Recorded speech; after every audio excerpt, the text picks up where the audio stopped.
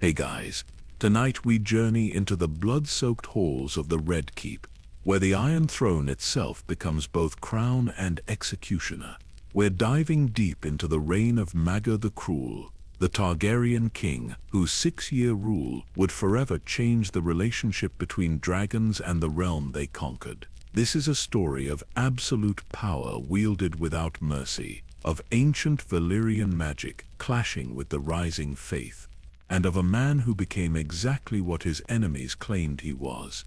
From his mysterious birth during the height of Aegon's conquest to his even more mysterious death, found seated on the Iron Throne with no wounds upon his body, Maegor's tale is one of political intrigue, dark sorcery, and the terrible price of ruling through fear alone.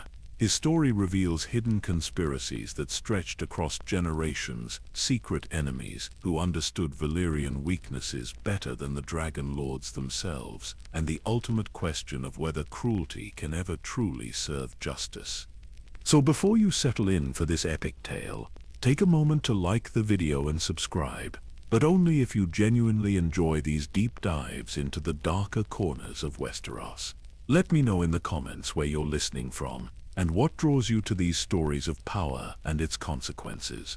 It's always fascinating to connect with fellow travelers through the shadowed paths of history. Now, get comfortable, maybe adjust your pillows, and let's descend together into the reign that would echo through Targaryen history for centuries to come. Picture, if you will, the year 48 AC. The Red Keep stands silent in the pre-dawn darkness, its corridors empty, save for the whispered prayers of nervous servants. In the throne room, something waits that will shake the foundations of the 7 kingdoms. The Iron Throne, that twisted monument to Aegon's conquest, holds a secret that no living soul has yet discovered. There, slumped against the melted swords of 1,000 defeated enemies, sits the still form of King Maegor Targaryen. His eyes stare sightlessly at the great doors through which no challenger will ever again dare to enter. Blackfire, the Valyrian steel sword of kings, lies heavy across his lap, its blade dark and cold. But here is the mystery that will haunt the realm for generations. There is not a single wound upon his body. No assassin's blade has found its mark. No poison has twisted his features into the rictus of pain. No sign of struggle mars the perfect stillness of the scene. The king who ruled through terror, who had bent the Faith Militant to his will through dragonfire and the sword, who had taken 3 wives in defiance of gods and men, has simply ceased to exist between one heartbeat and the next. The guards who discovered him swear they heard nothing in the night. No cry of pain, no clash of steel, no sound at all save the eternal whisper of wind through the throne room's high windows. Valyrian the Black Dread, the mighty dragon that had carried Maegor to victory after victory, had been seen circling the Red Keep just after midnight, his great wings beating a funeral rhythm against the stars. But by dawn, even the great beast had vanished, leaving only silence and questions. Some would whisper that the Iron Throne itself had finally claimed its price. Others would speak of dark magic, of curses laid by the wives he had discarded, of the faith's prayers finally answered by the 7 themselves. The Maesters would record it as a mystery of the heart, a sudden failure of that organ which had pumped royal blood for 36 years. But those who knew Maegor best, who had watched him transform from jealous prince to absolute monarch, understood that the truth lay buried far deeper than any official record would ever dare to venture. For you see, Maegor's death was not the end of his story, but merely the final note in a symphony of power that had been playing since before his birth. To understand how a king could die without a mark upon him, we must first understand how that same king had lived without mercy in his heart. We must journey back through 6 years of iron rule, through the smoke of burning septs and the screams of those who dared oppose the dragon's will. We must explore the shadows that gathered around a throne built from the swords of the conquered, and discover the hidden enemies who understood that sometimes the most effective blade is the one that leaves no wound at all. We must unravel the conspiracy that began before Aegon ever set foot on Westerosi soil, and learn how the very bloodline that conquered 7 kingdoms carried within it the seeds of its own destruction. Tonight we will witness the rise of a prince who never expected to rule, watch him claim a crown through fire and blood, and follow his transformation from reluctant royal to the most feared monarch in Westerosi history. We will meet the women who shared his bed and his secrets, the men who served him unto death, and the enemies who worked in shadows to ensure his reign would end exactly as it began, in mystery and shadow. But first, we must travel back to a time when dragons were new to Westeros, when the Faith still dared to challenge kings, and when a second son named Maegor looked upon his elder brother's crown and dreamed of a kingdom ruled not by mercy, but by fear. The tale of Maegor the Cruel begins not with his death, but with his birth into a world that would never quite know what to do with the fire that burned within him. The year is 42 AC, 3 decades after Aegon the Conqueror had landed at the mouth of the Blackwater Rush with his sister wives and their 3 dragons. The 7 kingdoms, united under Targaryen rule, still bear the fresh scars of conquest. In King's Landing, the Red Keep rises like a crimson crown against the sky, its towers and walls built from the red stone of Aegon's Hill. The city below sprawls in organized chaos, a testament to rapid growth and the convergence of 7 different cultures under one dragon-crowned banner. This is a realm in transition, where the old gods of the first men, the carved faces of the Andal's 7, and the fire-wreathed deities of old Valyria exist in an uneasy spiritual truce. Ancient customs clash with new laws, while the great houses that bent the knee to Aegon's dragons now chafe under rulers they still consider foreign conquerors, despite 3 decades of peace. The Iron Throne dominates the great hall of the Red Keep, its 1,000 twisted blades catching torchlight like captured stars. Forged from the swords of Aegon's defeated enemies, it stands as both seat of power and reminder of the price of defiance. The throne cuts those unworthy to sit upon it, and even kings must approach it with respect. Around this monument to conquest, the business of ruling 7 disparate kingdoms continues with the measured precision of a well-oiled war machine. In this world of political complexity and barely contained ambition, we encounter our protagonist, Maegor Targaryen, second son of the Conqueror, 30 years old and entering the prime of his formidable life. Standing 6.5 feet tall, with the broad shoulders of a warrior, Maegor possesses the classical Valyrian features that mark him as true dragon blood. His hair falls in silver-gold waves to his shoulders, and his eyes hold the deep purple of amethysts touched by flame. Unlike his elder brother King Aenys, whose pale complexion and gentle manner mark him as more Andal than Valyrian, Maegor radiates the raw power of old Valyria itself. His presence fills any room he enters, and when he speaks, even hardened knights find themselves listening with unconscious attention. There is something in his bearing that suggests barely contained violence, like a blade kept sharp in its sheath, ready to be drawn at the first sign of necessity. Maegor carries himself with the confidence of a man who has never truly been tested and found wanting. Blackfire, the Valyrian steel blade that serves as the ceremonial sword of Targaryen kings, rests comfortable in his grip, as though it had been forged specifically for his hand. The sword hums with a subtle energy when he wields it, its dark steel seeming to drink in the light around it rather than reflect it. At his side moves his most constant companion, the great black dragon Valyrian, called the Black Dread for good reason. The largest of the 3 dragons that conquered Westeros, Valyrian stretches over 200 feet from nose to tail, with wings that can blot out the sun when fully extended. His scales gleam like polished obsidian, and his eyes burn with the red fire of molten rock. The bond between Maegor and his mount runs deeper than mere training or dominance. It represents a connection to the dragon lords of old Valyria that few in Westeros can truly comprehend. When Maegor soars through the skies on Balerian's back, he becomes something more than human, more than royal. He becomes the living embodiment of Targaryen power, a reminder to all who see him that dragons and their riders are cut from different cloth than ordinary mortals. The sight of that great shadow passing overhead can silence entire crowds and send lesser men to their knees in involuntary genuflection. Standing in the shadows of power, watching and learning, we find the figures who will shape Maegor's transformation from prince to king. Grand Maester Benefer, keeper of the royal chronicles, and one of the few men alive who remembers the days before the conquest, serves as the repository of institutional memory. His aged hands shake slightly as he copies the day's events into the great leather-bound books that will preserve this era for future study, but his mind remains sharp as Valyrian steel.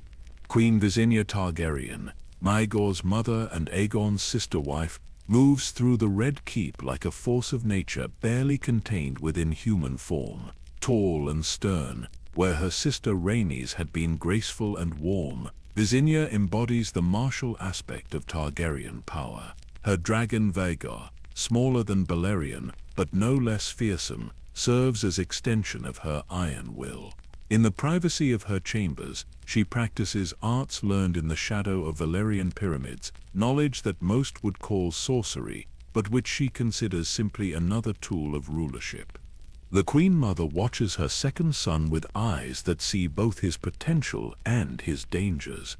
She recognizes in Maegor the qualities that made the Dragon Lords masters of the known world, but she also understands the prices such power demands. Her influence over him grows stronger each day as she shares wisdom gleaned from books written in High Valyrian, texts that speak of binding dragons to human will and bending lesser men to royal purpose.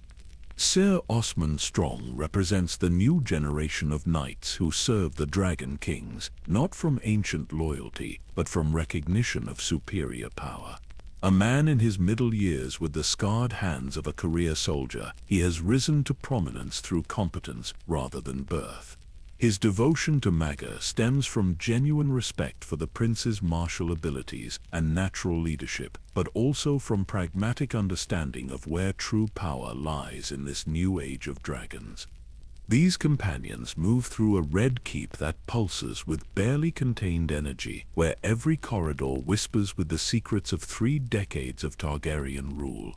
The castle serves as more than residence. It functions as the beating heart of a conquered realm still learning to love its conquerors. In its great hall, lords who once ruled as kings now petition for royal favor. In its chambers, the business of governing 7 kingdoms proceeds with the systematic efficiency that Aegon had demanded and his sons have inherited. Yet beneath this surface order, currents of discontent flow like underground rivers. The faith of the 7, long suppressed by royal decree, begins to reassert itself under leaders who question whether foreign gods should rule over Andal lands. Great houses that submitted to dragons now wonder whether their grandchildren might succeed where their fathers had failed. The common people, while prosperous under Targaryen peace, still tell stories of the days when their own lords ruled their own lands without answering to foreign kings. Maegor senses these undercurrents with the instincts of a predator scenting weakness in prey, where his brother Aedonis seeks to rule through accommodation and gentle persuasion. Maegor understands that power maintained through fear requires constant vigilance and occasional demonstration. He studies the faces of visiting lords, noting which eyes meet his directly and which slide away in barely concealed resentment. His motivation runs deeper than simple ambition or jealousy of his elder brother's inheritance. Maegor genuinely believes that the realm requires strength to survive, that the peace his father won through conquest can only be maintained through the constant threat of dragons and the unwavering will to use them. He sees mercy as weakness and compromise as the first step toward the dissolution of everything the Targaryens have built. In the quiet hours before dawn, when the Red Keep sleeps and only guards pace the walls, Maegor often stands at the windows of his chambers, looking out over the city his family has created. King's Landing spreads below him like a living testament to Targaryen vision, but he knows that every light in every window represents a potential threat, a mind that might dream of independence, a heart that might harbor rebellion.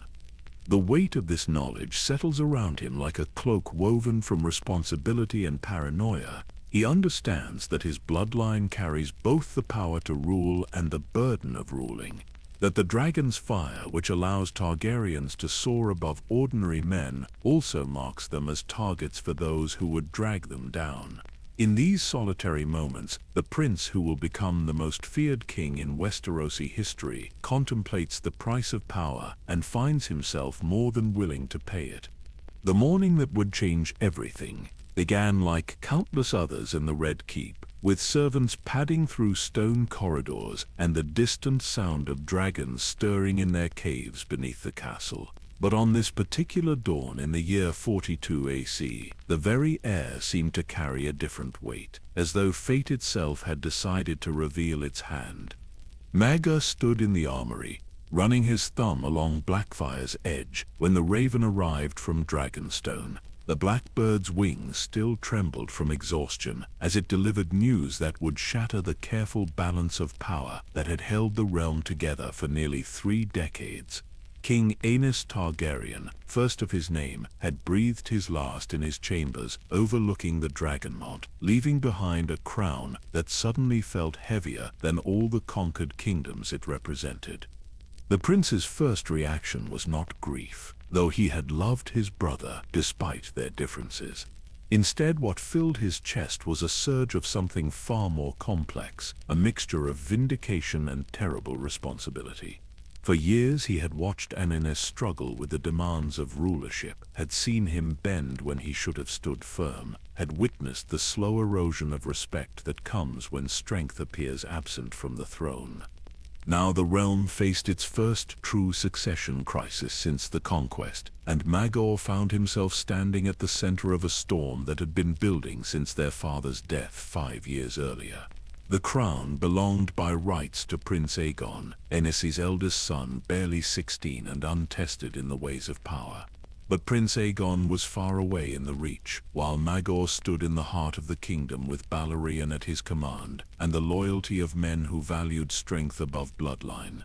In the Red Keep's council chambers, tensions crackled like lightning before a thunderstorm. Grand Maester Bennifer spoke carefully of established precedent and the importance of maintaining order through proper succession.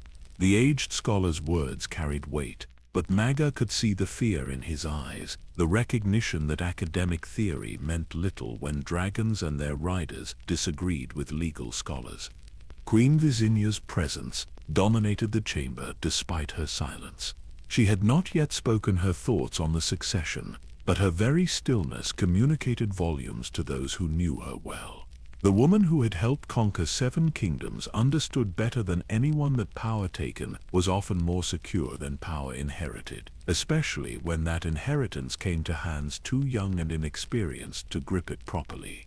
It was then that the first whispers of deeper mysteries began to surface, carried by ravens from across the realm like fragments of a puzzle that no single mind could yet assemble.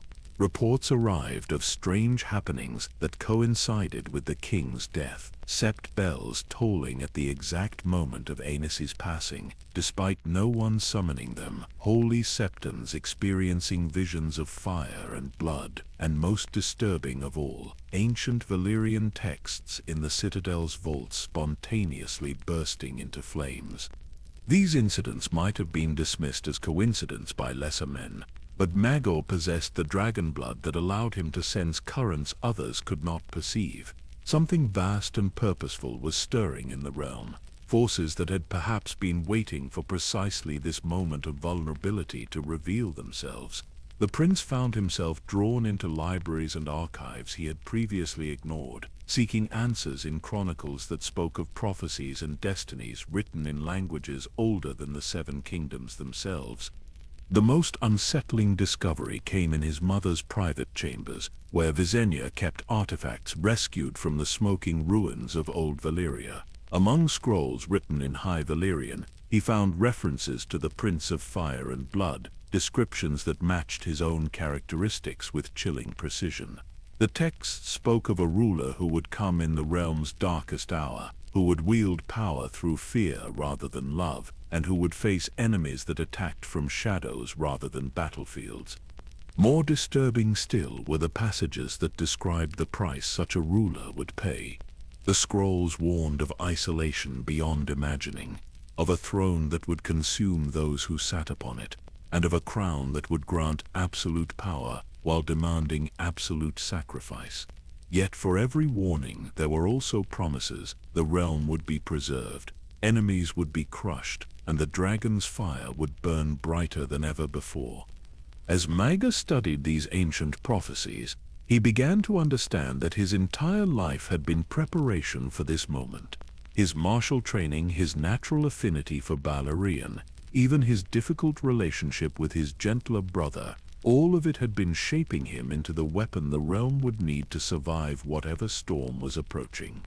The first concrete sign of that approaching storm came from the Faith of the Seven, whose leaders had grown bold during Aenys's merciful reign. Word reached the Red Keep that the most devout were meeting in secret, discussing matters that should have been the crown's prerogative. Reports spoke of armed septons gathering in remote locations, of ancient texts being copied that questioned the divine right of foreign kings, and most ominously, of prayers being offered for the realm's deliverance from dragon fire.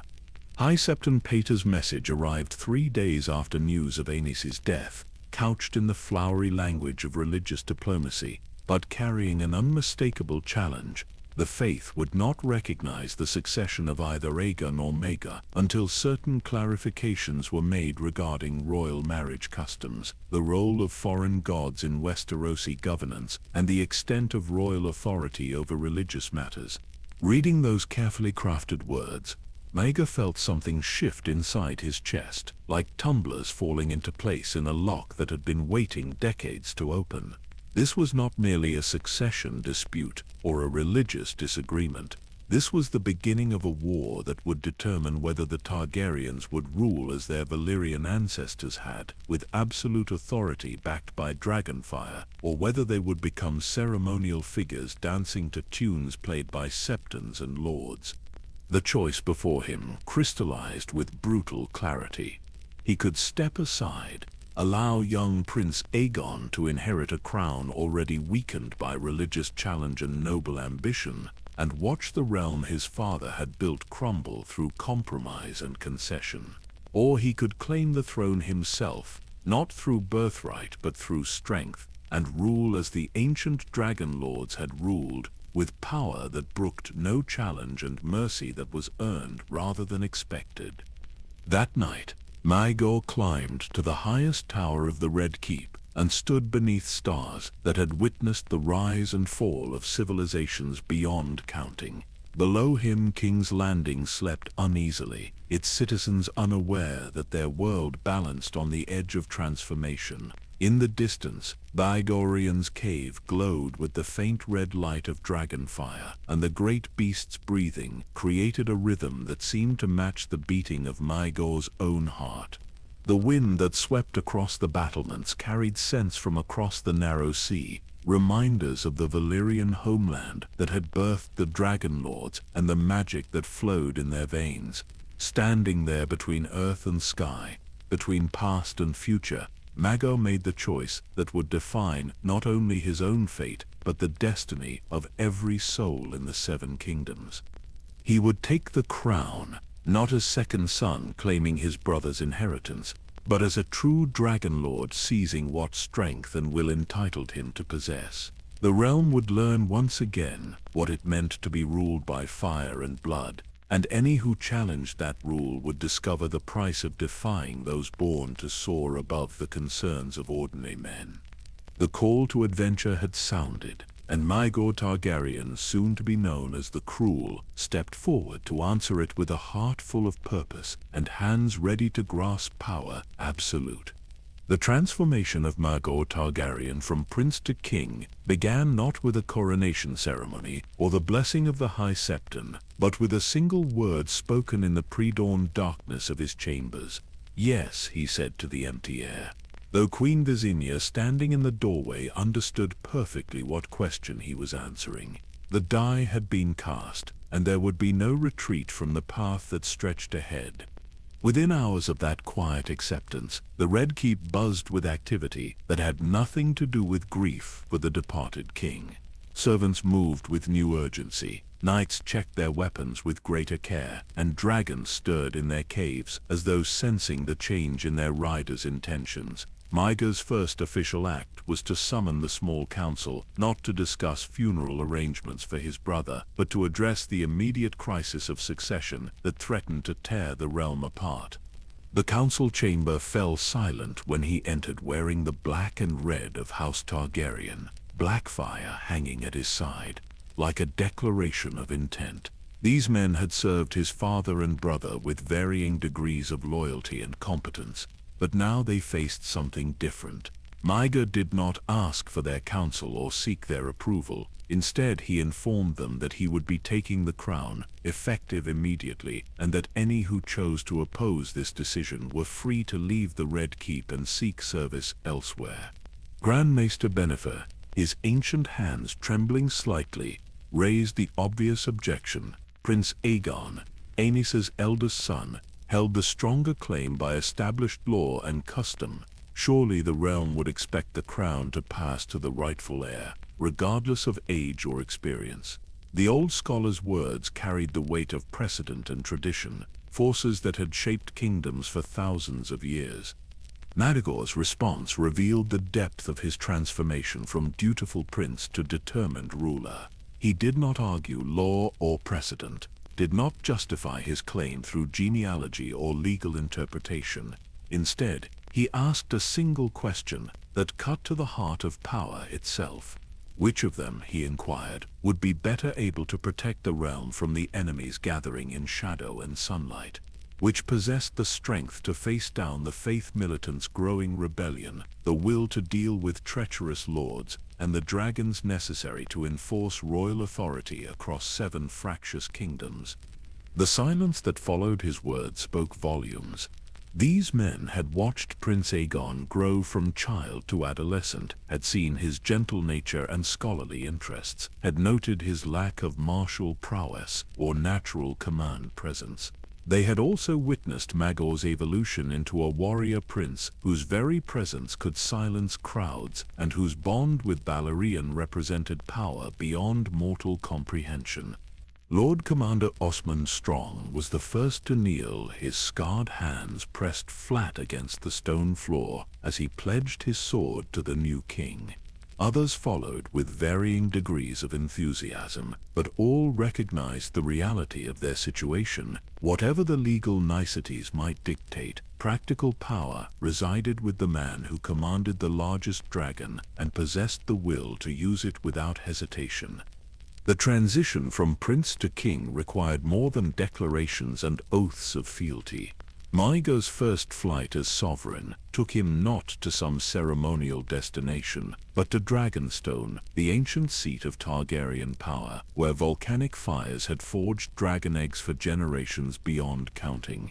Valyrian's wings beat with thunderous power as they soared over the narrow sea, each stroke carrying them further from the world of laws and customs towards something far more primal and absolute. Dragonstone rose from dark waters like a fortress carved from nightmare, its towers shaped like dragons frozen in stone, its walls black with volcanic glass that reflected firelight in patterns that seemed to move with life of their own. This was the seat from which the Targaryens had planned their conquest of Westeros, the place where dragon lords had practiced arts that lesser men called magic, but which were simply tools of rulership for those with the blood to use them.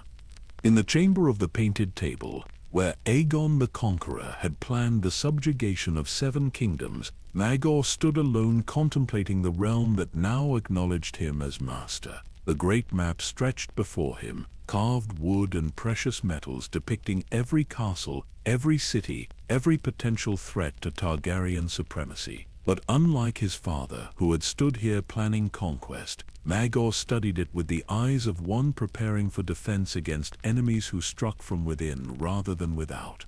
Queen Visenya joined him as evening shadows lengthened across the chamber, bringing with her knowledge that had been accumulating since the day Valyrian first carried Targaryens across the narrow sea. She spoke of ancient bloodlines and newer threats, of powers that moved in darkness and plans that had been generations in the making. The Faith's rebellion, she explained, was merely the visible portion of a conspiracy that reached back to the very foundations of Targaryen rule. The conversation that followed revealed layers of complexity that would have overwhelmed a lesser man. But Maegor absorbed each revelation with the steady calm of someone discovering that his deepest suspicions had been accurate all along. Foreign gold was indeed funding the Faith Militant. Great houses were coordinating their opposition through coded messages and secret meetings. Even some within the Red Keep itself harbored loyalties that ran counter to royal authority. Most disturbing of all were Visenya's hints about threats that transcended mere political opposition. Ancient enemies of old Valyria, powers that had survived the doom and now sought to finish what cataclysm had begun, were stirring in response to Targaryen vulnerability. The dragons that had once ruled the known world were now reduced to 3, their riders fewer still, and forces that had waited centuries for such weakness were beginning to move. As mother and son stood together in that chamber where conquest had been planned, they made decisions that would echo through the ages. There would be no accommodation with the Faith, no compromise with rebellious lords, no mercy for those who mistook Targaryen forbearance for Targaryen weakness. The realm would learn once again what it meant to be ruled by dragonfire, and any who challenged that rule would discover the price of defying blood that had mastered nations and tamed gods.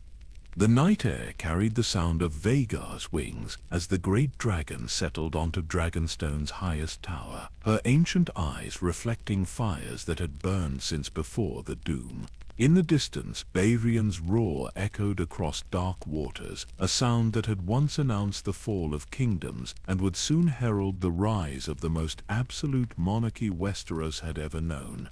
Standing on the battlements where his ancestors had gazed toward unconquered lands, Maegor felt the last vestiges of his former life slip away like shadows before dawn. The dutiful prince was gone, replaced by something harder and infinitely more dangerous. The crown he would claim was not just a circlet of precious metal, but a burden of responsibility that would reshape his very soul. Tomorrow would bring the return to King's Landing, the formal coronation, and the beginning of a reign that would test every limit of royal power. But tonight, surrounded by the ancient strength of Dragonstone and the presence of dragons that had outlived civilizations, Maegor Targaryen prepared himself for the transformation from man to monarch, from prince to the embodiment of absolute authority that his realm would need to survive the storm approaching from every direction. The coronation of Maegor Targaryen took place not in the Sept of Remembrance as tradition demanded, but in the throne room of the Red Keep before the twisted steel monument that had served as the seat of royal power for 3 decades.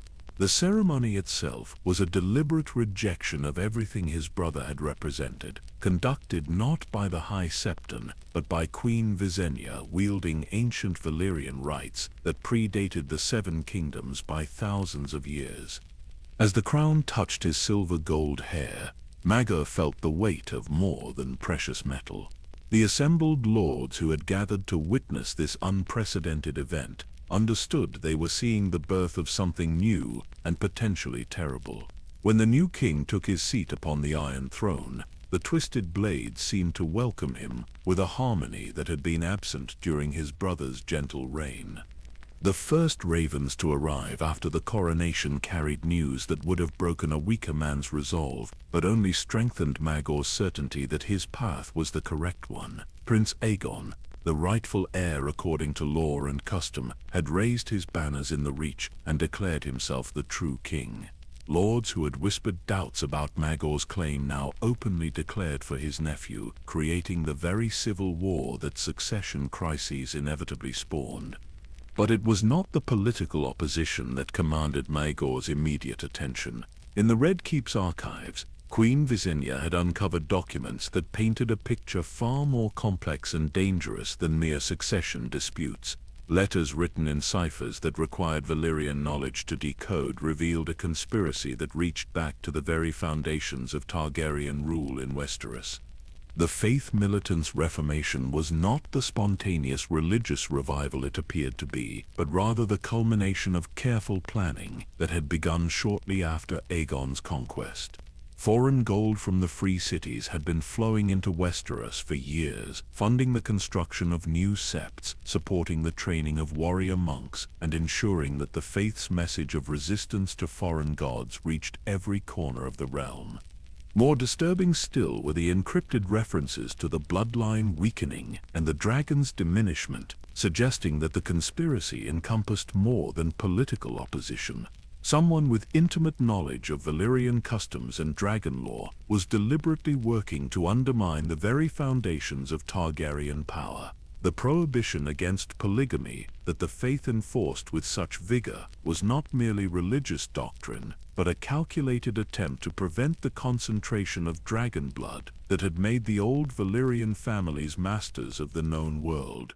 In the Red Keep's deepest vaults, protected by wards that had been placed there by Aegon himself, Maegor discovered artifacts that his father had kept hidden from all but his most trusted advisors.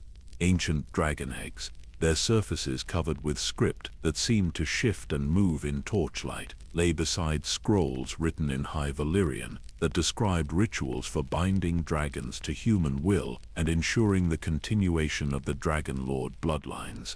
One particular scroll, its parchment made from dragon hide and its ink mixed with powdered dragon fire, contained prophecies that made Maegor's blood run cold. It spoke of the last Dragon King, a ruler who would face enemies from within and without, who would be forced to choose between mercy and survival, and who would ultimately pay the ultimate price for preserving the dragon's fire in the world. The prophecy described a king who would take multiple wives, not from lust but from necessity, who would rule through fear because love had proven insufficient, and who would face betrayal from those closest to his heart. Most chilling of all, it spoke of a throne that would judge its occupants, rejecting those it found unworthy and embracing those it deemed necessary, regardless of the cost to their souls.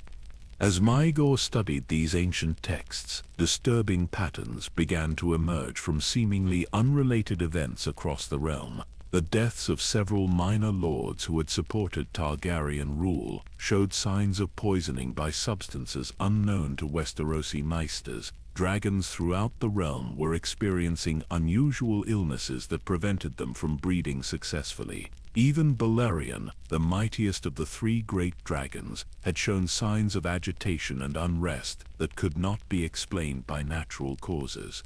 The investigation into these mysteries led Maegor and his closest advisors down paths that would have been dismissed as superstition by his brother's gentle court.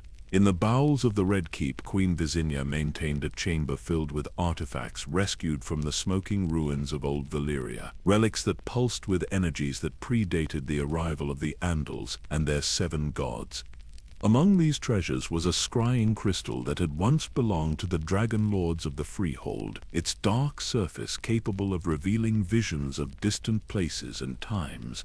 When Maegor first gazed into its depths, he saw fragments of truth that explained much about the opposition he faced. The Faith Militant's leaders met in secret chambers beneath the Sept of Remembrance, their discussions revealing coordination with forces far beyond Westeros. More disturbing were the visions of his own future that the crystal revealed. Maegor saw himself standing alone in the throne room, surrounded by enemies who struck from shadows rather than facing him in honest battle. He witnessed betrayals that would come from unexpected quarters, alliances that would crumble when tested, and a loneliness that would grow deeper with each victory he achieved. Yet for every dark vision, the crystal also showed him the consequences of failure.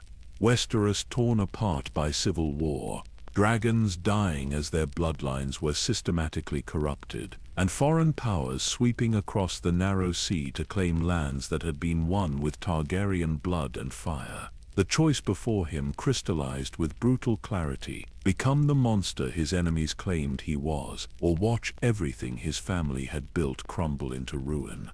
The transformation that had begun with his coronation accelerated as these revelations accumulated. Lords who had served his father and brother with adequate competence found themselves replaced by men whose loyalty was absolute and whose methods were uncompromising. The Red Keep's dungeons, which had seen little use during Emisi's merciful reign, began to fill with those who had been caught in treasonous correspondence or suspicious activities.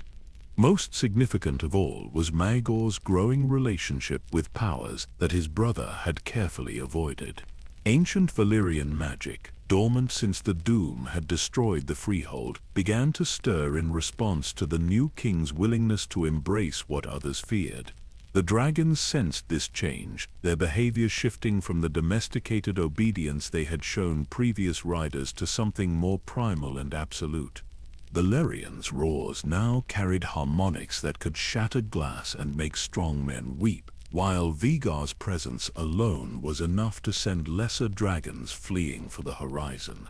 The great beasts were remembering what they had been in the days when dragon lords ruled from the 14 flames, and their transformation mirrored their riders' evolution from prince to something approaching the god kings of ancient legend. As autumn deepened into winter during that first year of Maegor's reign, disturbing reports began arriving from across the realm.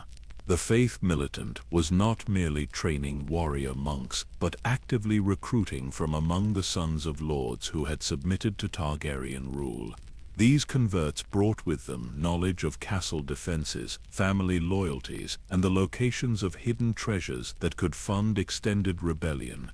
The discovery that enemies walked freely through the Red Keep itself came when servants began falling ill from mysterious ailments that left no visible symptoms but drained their strength until death claimed them. Investigation revealed that someone with access to the royal kitchens was introducing substances that targeted those who served the crown directly, a sign that the conspiracy reached into the very heart of Targaryen power.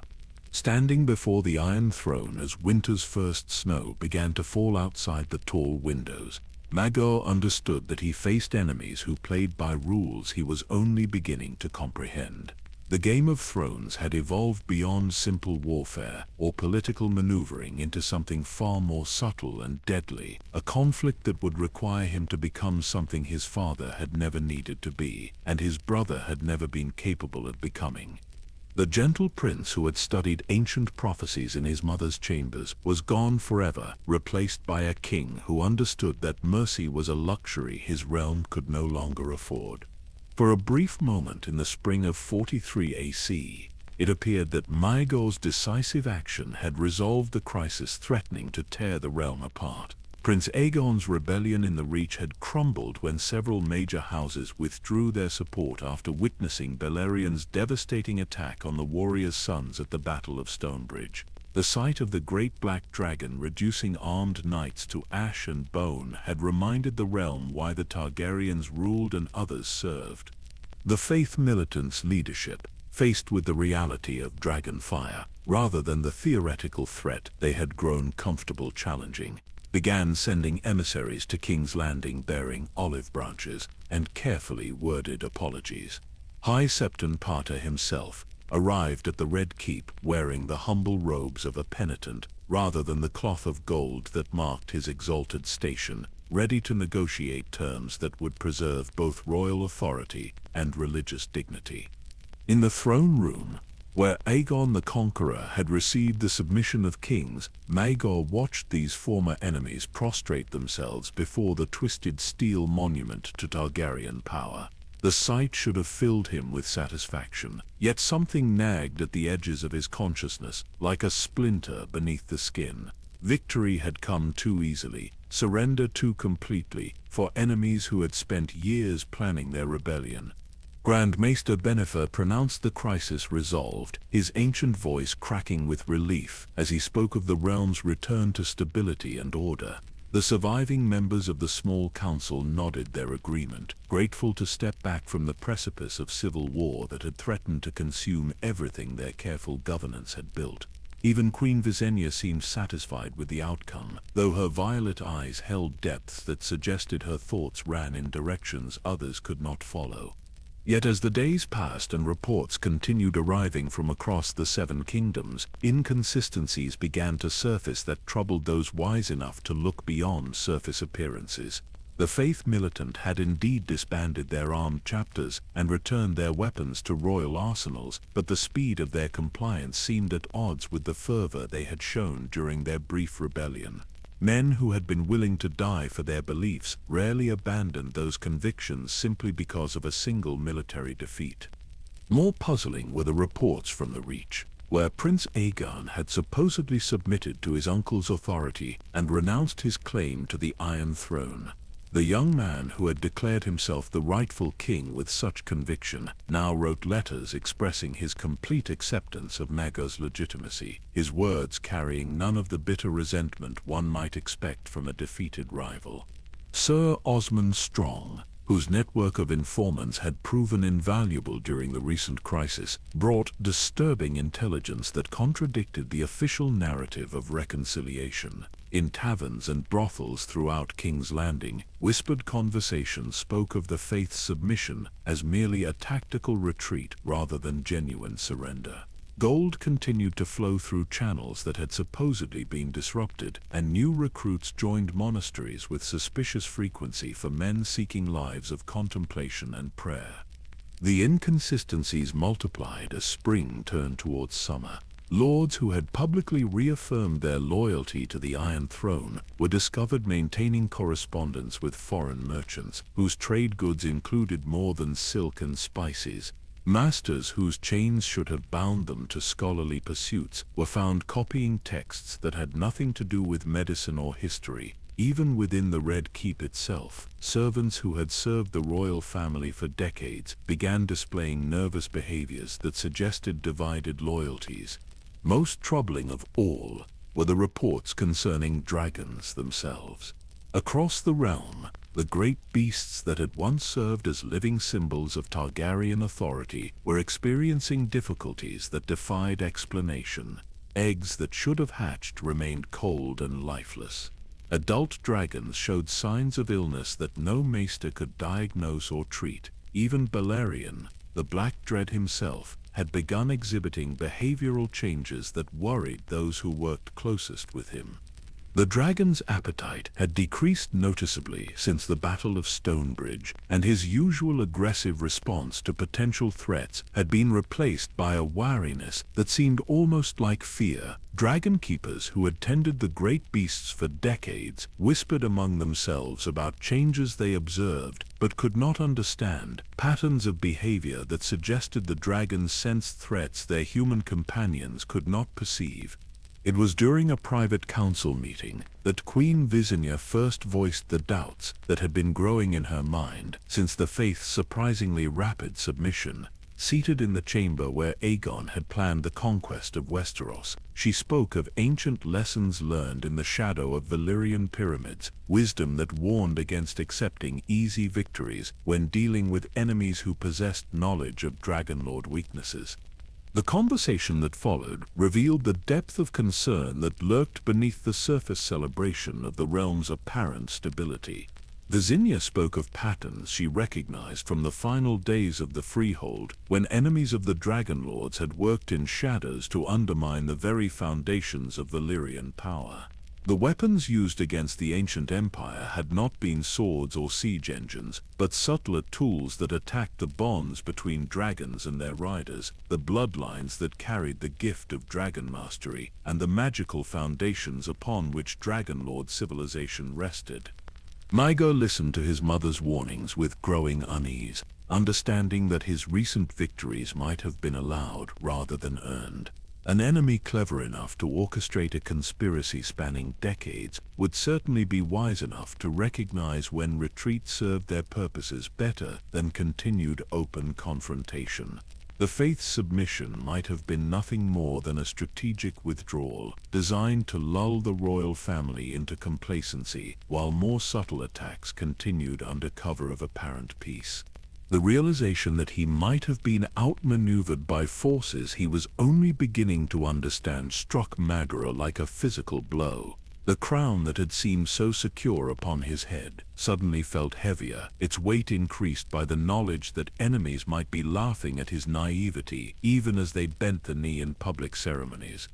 In the depths of the Red Keep, where ancient Valyrian artifacts hummed with energies that predated the Seven Kingdoms, Maegor began to understand that the game he was playing operated by rules he had not yet learned. His enemies possessed patience that spanned generations, resources that reached across the narrow sea, and knowledge of Targaryen vulnerabilities that suggested connections to the very heart of Dragonlord power. The scrying crystal that had revealed fragments of the conspiracy now showed him visions that chilled his blood. In chambers hidden beneath sept foundations, men wearing the robes of holy septons studied texts written in High Valyrian, their faces illuminated by candlelight as they traced passages that spoke of binding dragons and breaking bloodlines. Gold flowed through networks that connected Westeros to powers in Essos, funding activities that went far beyond simple rebellion against royal authority. Most disturbing of all were the glimpses the crystal provided of his own future, visions that suggested the easy victory he had celebrated was merely the opening move in a game that would test every limit of his strength and cunning. The enemies arrayed against him were not the simple religious fanatics they appeared to be, but instruments of forces that had been planning the downfall of Dragonlord civilization since before the doom had consumed old Valyria. Standing alone in the throne room, summer heat pressed against the Red Keep's stone walls, Maegor felt the weight of understanding settle upon him like a cloak woven from responsibility and dread. The rebellion he had crushed had been a feint, the submission he had accepted a trap, and the victory he had celebrated the beginning of a war that would demand everything he possessed and more than he might be willing to sacrifice. The gentle spring that had promised peace and stability was ending, replaced by a summer that would burn with fires both literal and metaphorical. The true test of his reign was just beginning, and the enemies he faced possessed weapons far more dangerous than swords or faith could ever be. The summer of 43 AC brought with it a heat that seemed to press against the very stones of the Red Keep, but the warmth that troubled Maegor most came from within the castle itself. As the false peace continued its charade across the Seven Kingdoms, the king found himself drawn ever deeper into mysteries that his father had deliberately avoided and his brother had lacked the courage to confront. In the depths beneath Dragonstone, where volcanic fires had shaped dragon eggs for centuries beyond counting, Maegor discovered chambers that predated even Aegon's occupation of the ancient fortress. These caverns, carved from living rock by hands that understood the relationship between fire and stone, contained artifacts that hummed with energies older than the Seven Kingdoms themselves. The exploration of these forgotten spaces became a nightly ritual, a descent into darkness that paralleled his growing understanding of the forces arrayed against his rule. Each chamber revealed new mysteries, ancient texts written in variations of High Valyrian that had not been spoken since the doom consumed the freehold. Maps carved into volcanic glass showed lands that no longer existed, routes across the smoking sea that had been impossible to navigate for 4 centuries. Most intriguing were the scrolls that spoke of the Shadowlands beyond Ashai, those distant reaches where magic flowed like water and practitioners of ancient arts gathered knowledge that the Citadel considered too dangerous for scholarly study. References appeared again and again to the Western Kingdom, descriptions that could only refer to Westeros and the dragons that had claimed it as their domain. The implications struck Maegor with the force of revelation. The conspiracy against his family was not some recent development born from religious fervor or noble ambition, but part of a conflict that reached back to the very foundations of Valyrian civilization. The enemies of Dragonlords had not perished in the Doom, but had scattered to distant lands, preserving their knowledge and their hatred through generations of careful planning. In the Red Keep's highest tower, where his mother maintained her collection of rescued Valyrian treasures, Queen Visenya shared knowledge that she had been gathering since the day dragons first crossed the Narrow Sea. The artifacts that surrounded them told stories of previous attempts to destroy Dragonlord power, conflicts that had shaped the rise and fall of civilizations across the known world. One particular scroll, its parchment made from the hide of a dragon whose name was lost to history, described the fall of Giz and the techniques that had been used to turn the Empire's own strength against itself. The methods were subtle beyond anything Westerosi enemies might devise, attacks that targeted the mystical bonds between dragons and their riders rather than seeking victory through conventional warfare. The conversations that took place in that tower chamber, with ancient artifacts casting strange shadows in the candlelight, revealed the true scope of the challenge Maegor faced. His enemies possessed knowledge of Dragonlord vulnerabilities that had been accumulated over millennia, understanding of Valyrian magic that rivaled anything the surviving texts contained, and resources that reached across continents and through generations.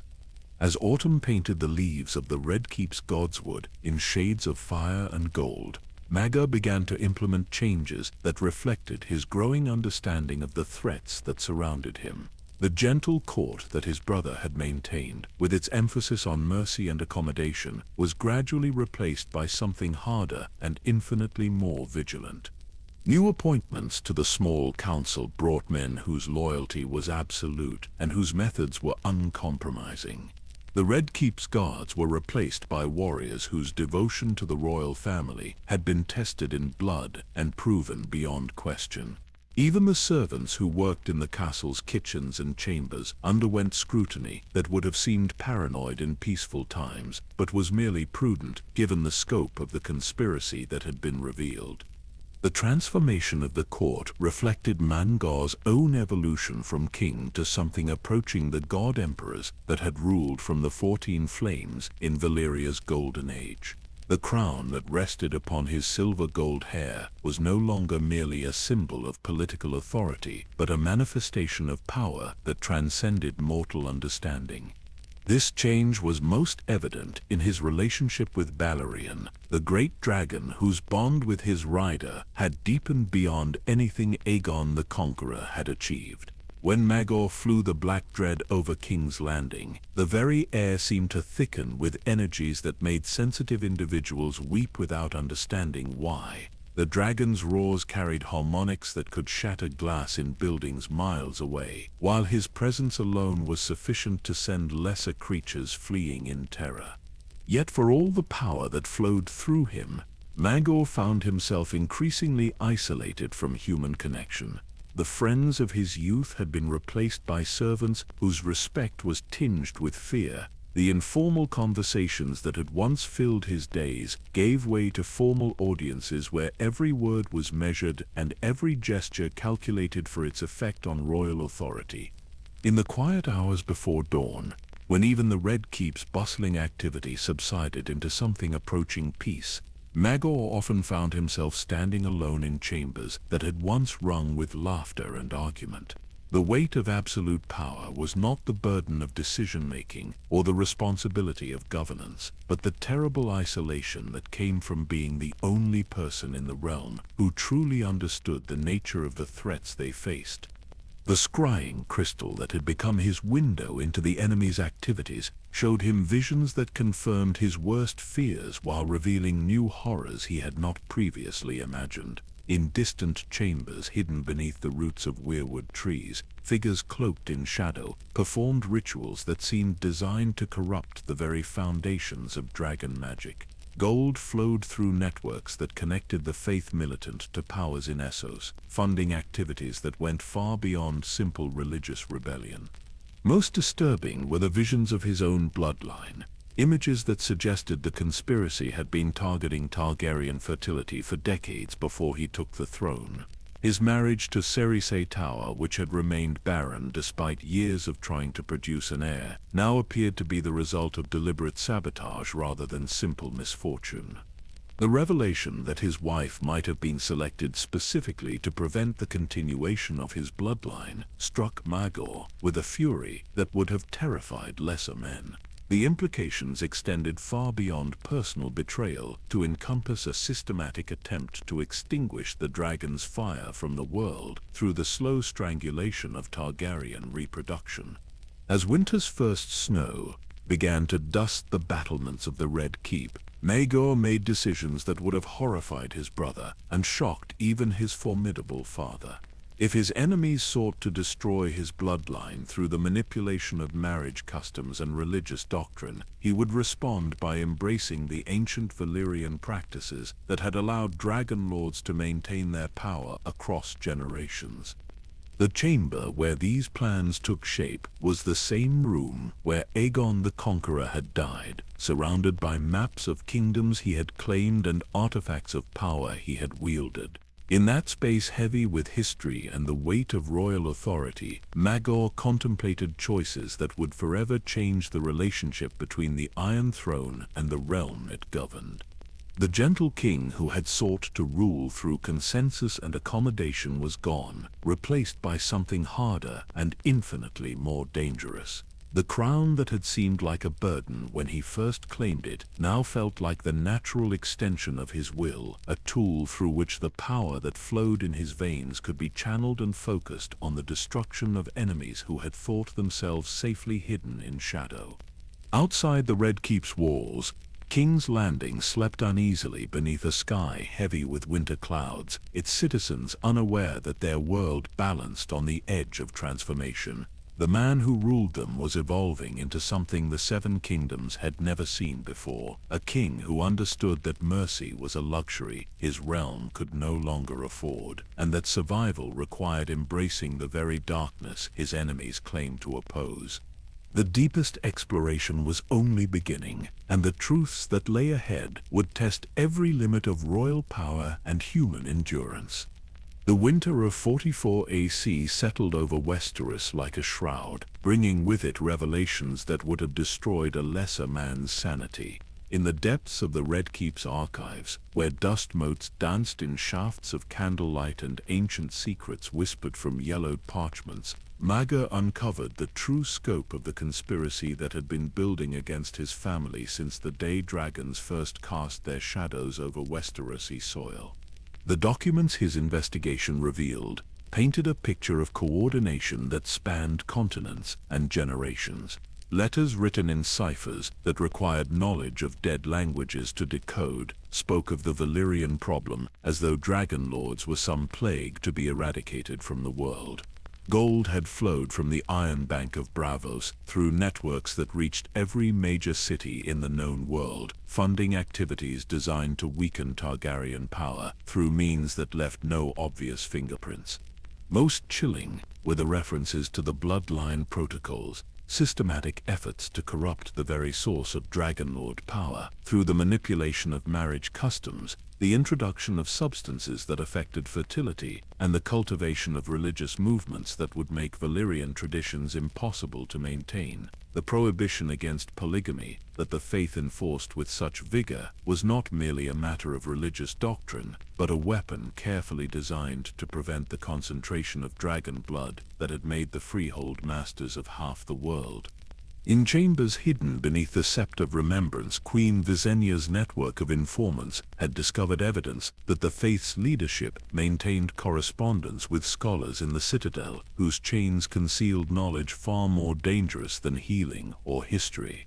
These men possessed texts that described dragon anatomy in detail that would have been impossible to acquire through simple observation, understanding of Valyrian physiology that suggested direct experimentation, and maps of bloodline connections that revealed intimate knowledge of Targaryen genealogy stretching back to before the conquest. The investigation into these revelations led Maegor and his most trusted advisors into territories that would have been considered madness by his brother's gentle court. In the bowels of Dragonstone, where volcanic fires had shaped the eggs that hatched into creatures of legend, they discovered chambers that had been sealed since before Aegon's time, spaces where previous generations of Targaryens had practiced arts that the modern world considered myth. Among the artifacts recovered from these forgotten vaults were dragon glass mirrors that showed visions of distant places and times, their dark surfaces revealing truths that conventional intelligence gathering could never uncover. Through these windows into shadow, Maegor witnessed gatherings of robed figures in chambers that existed beneath Sept and Holdfast, their faces hidden, but their purpose terrifyingly clear, as they spoke of dragons dying and bloodlines ending. The mirror's visions revealed the extent to which his enemies had penetrated the very heart of Westerosi society. Lords who proclaimed loyalty to the Iron Throne maintained secret correspondence with foreign powers. Masters whose chains should have bound them to service of their houses instead served masters whose names were never spoken aloud. Even servants within the Red Keep itself carried poison concealed in rings and pendants, substances designed to weaken rather than kill, to create illnesses that would be attributed to natural causes rather than deliberate attack. Most disturbing of all were the glimpses the mirrors provided of his own marriage, visions that revealed the true purpose behind his union with Cersei Hightower. The woman who shared his bed had been selected not to strengthen his bloodline, but to weaken it, her very presence designed to prevent the birth of children who might carry the full potency of Targaryen gifts. Substances had been introduced into her food that would ensure barrenness, while appearing to be simple misfortune, techniques developed through generations of careful study of Dragonlord physiology. The revelation that his wife was an unwitting instrument of his enemy's plans struck Maegor with a fury that set Blackfire humming in its scabbard. The marriage that should have provided heirs to secure the dynasty had instead become a trap designed to ensure that his bloodline would end with him, leaving the Iron Throne vulnerable to claimants whose dragon blood had been diluted beyond the point of true power. As winter deepened and snow began to accumulate in the Red Keep's courtyards, Maegor made decisions that would echo through Targaryen history for generations to come. If his enemies sought to destroy his bloodline through the manipulation of marriage customs and religious doctrine, he would respond by embracing the ancient Valyrian practices that had maintained Dragonlord power across millennia. The decision to take additional wives was not born from lust or political ambition, but from the terrible understanding that the survival of dragons in the world depended upon the concentration of blood that only polygamous unions could provide. The faith's prohibition against such marriages was revealed as exactly what his enemies had intended it to be, a chain designed to bind dragonlords to customs that would ensure their own extinction. In the chamber of the Painted Table, where his father had planned the conquest of 7 kingdoms, Maegor contemplated unions that would preserve the dynasty while defying every custom the realm held sacred. The maps that covered the Great Table showed potential brides whose bloodlines carried traces of Valyrian heritage, women whose children might possess the gifts necessary to bond with dragons and rule as their ancestors had ruled. The conversations that shaped these plans took place in chambers warded against unwanted observation, spaces where ancient Valyrian magic still flowed like water through channels carved in living stone. Queen Visenya's knowledge of bloodline genetics, preserved from the days when such understanding had been essential for Dragonlord survival, guided the selection of wives who might provide the genetic diversity necessary to strengthen rather than weaken the royal line. Alyce Harroway emerged as the most promising candidate, her lineage carrying bloodlines that had mixed Andal nobility with traces of Valyrian heritage dating back to before the Doom. The negotiations for this union required delicate handling, as the Harroways possessed influence that could prove valuable while harboring ambitions that might prove dangerous if not properly managed. More complex were the discussions surrounding Tyanna of the Tower, the Pentoshi woman, whose knowledge of ancient arts rivaled even Queen Visinya's understanding of Valyrian magic. Her addition to the royal household would bring skills that might prove essential in the conflict with enemies who possessed their own practitioners of dark arts. Yet her loyalty remained untested and her motivations unclear. As these plans took shape, Maegor found himself transforming into something his father had never been, and his brother could never have become. The crown that rested upon his head was no longer merely a symbol of political authority, but a manifestation of power that reached back to the god-emperors of old Valyria, rulers whose will had shaped the very foundations of reality.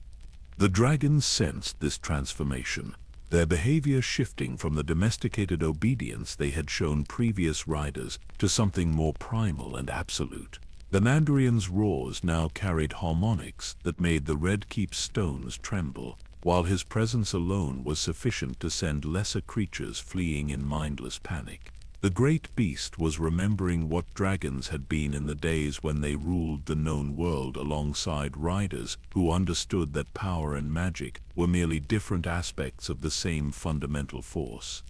In the quiet hours before dawn, when the Red Keep's corridors echoed with footsteps that might have belonged to ghosts of kings long dead, Maegor stood alone contemplating the price of the choices that lay ahead. The gentle prince who had studied prophecies in his youth was gone forever, replaced by a king who understood that survival required embracing the very darkness his enemies claimed to oppose.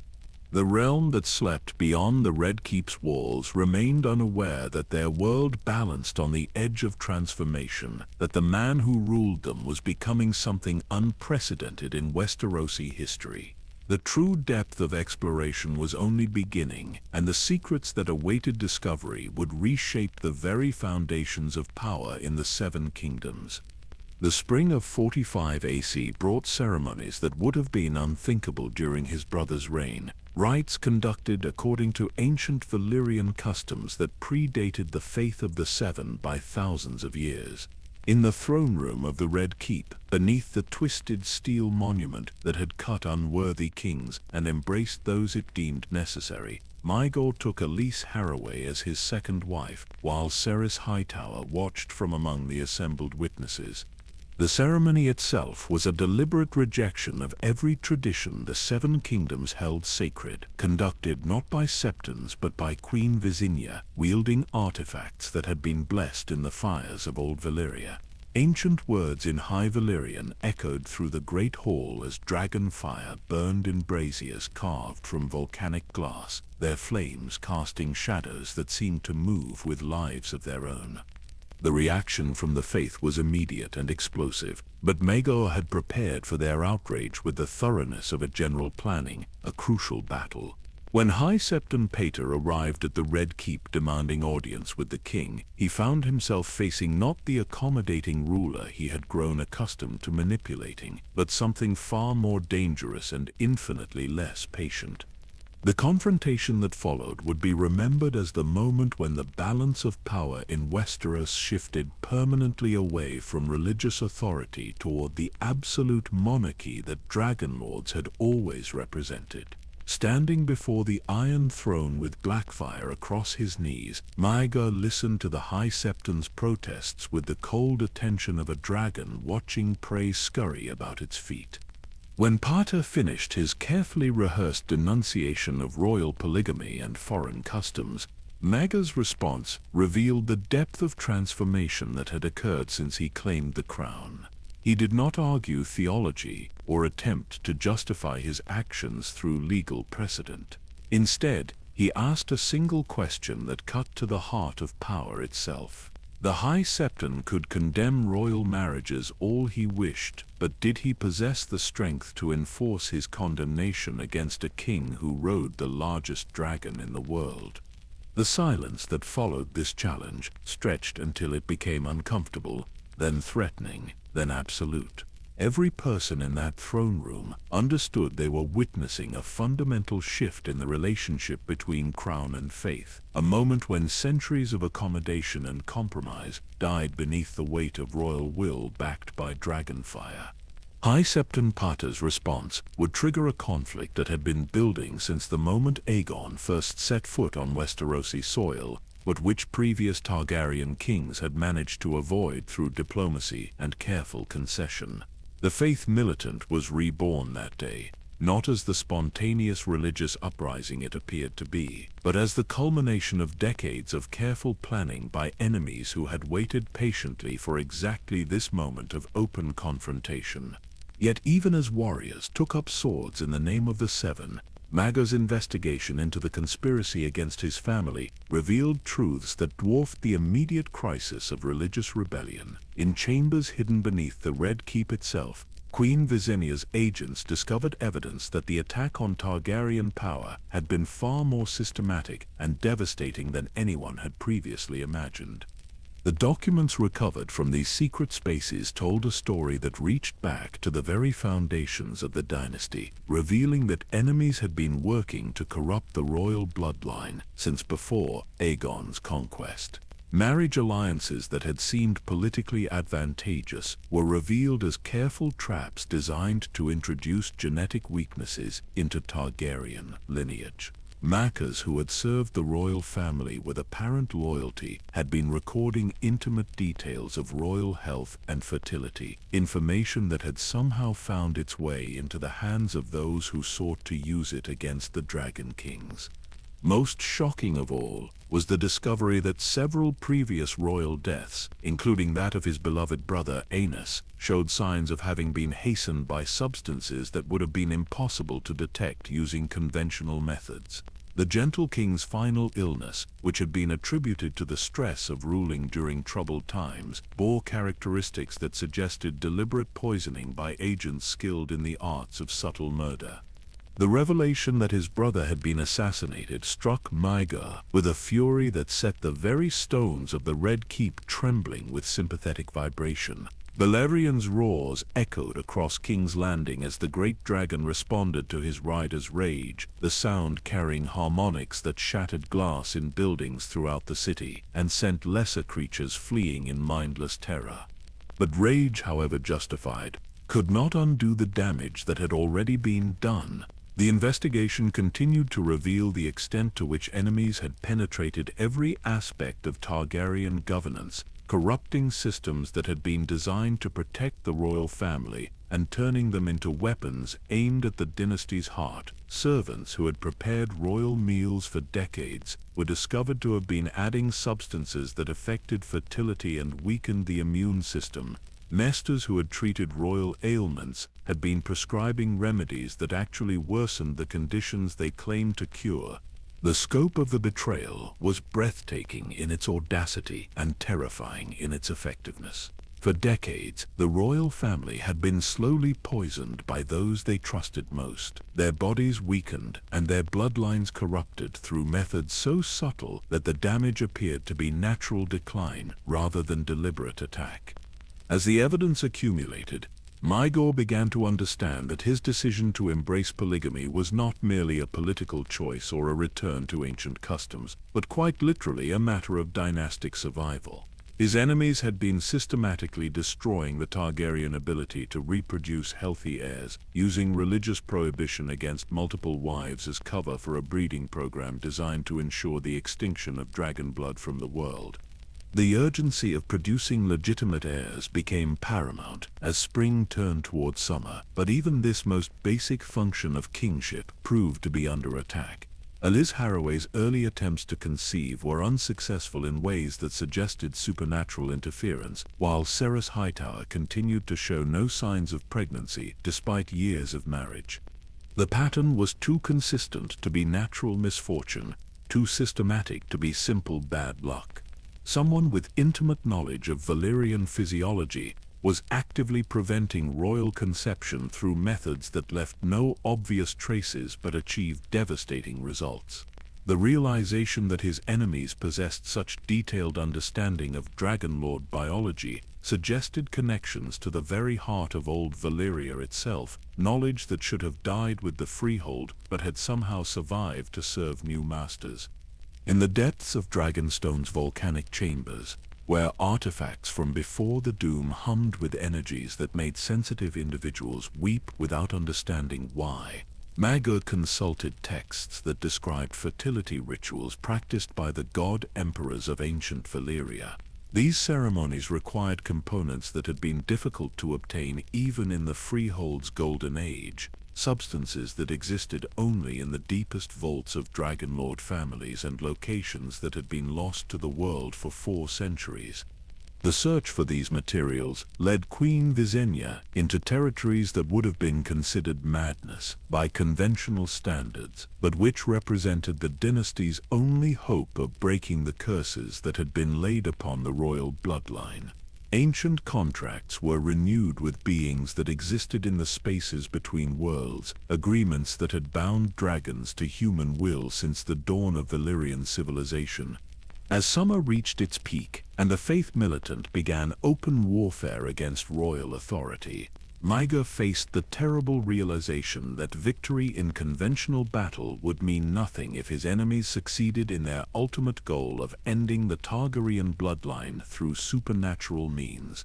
The crown that sat upon his head would become meaningless if there were no heirs to inherit it, no children to carry forward the dragon blood that had conquered kingdoms and tamed the creatures of legend. The wedding ceremonies that followed were unlike anything Westeros had ever witnessed, combining ancient Valyrian magic with necessities born from dynastic desperation.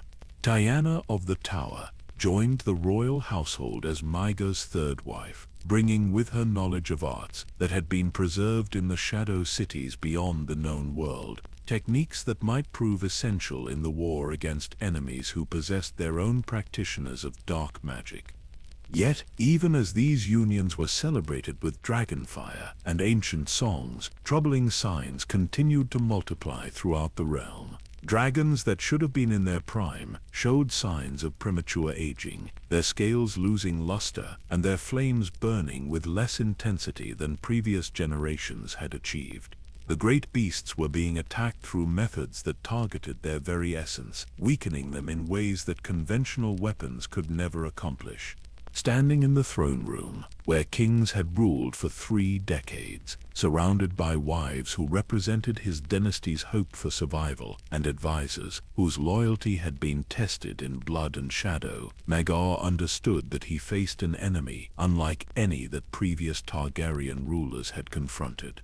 This was not a war that could be won through conventional means or resolved through political compromise, but a conflict that would determine whether the dragon's fire continued to burn in the world or was finally extinguished by forces that had been working toward that goal for longer than most realizations could encompass. The autumn of 46 AC brought revelations that would have shattered the sanity of lesser men, truths so vast and terrible that they restructured Maegor's understanding of everything he had believed about his family's place in the world.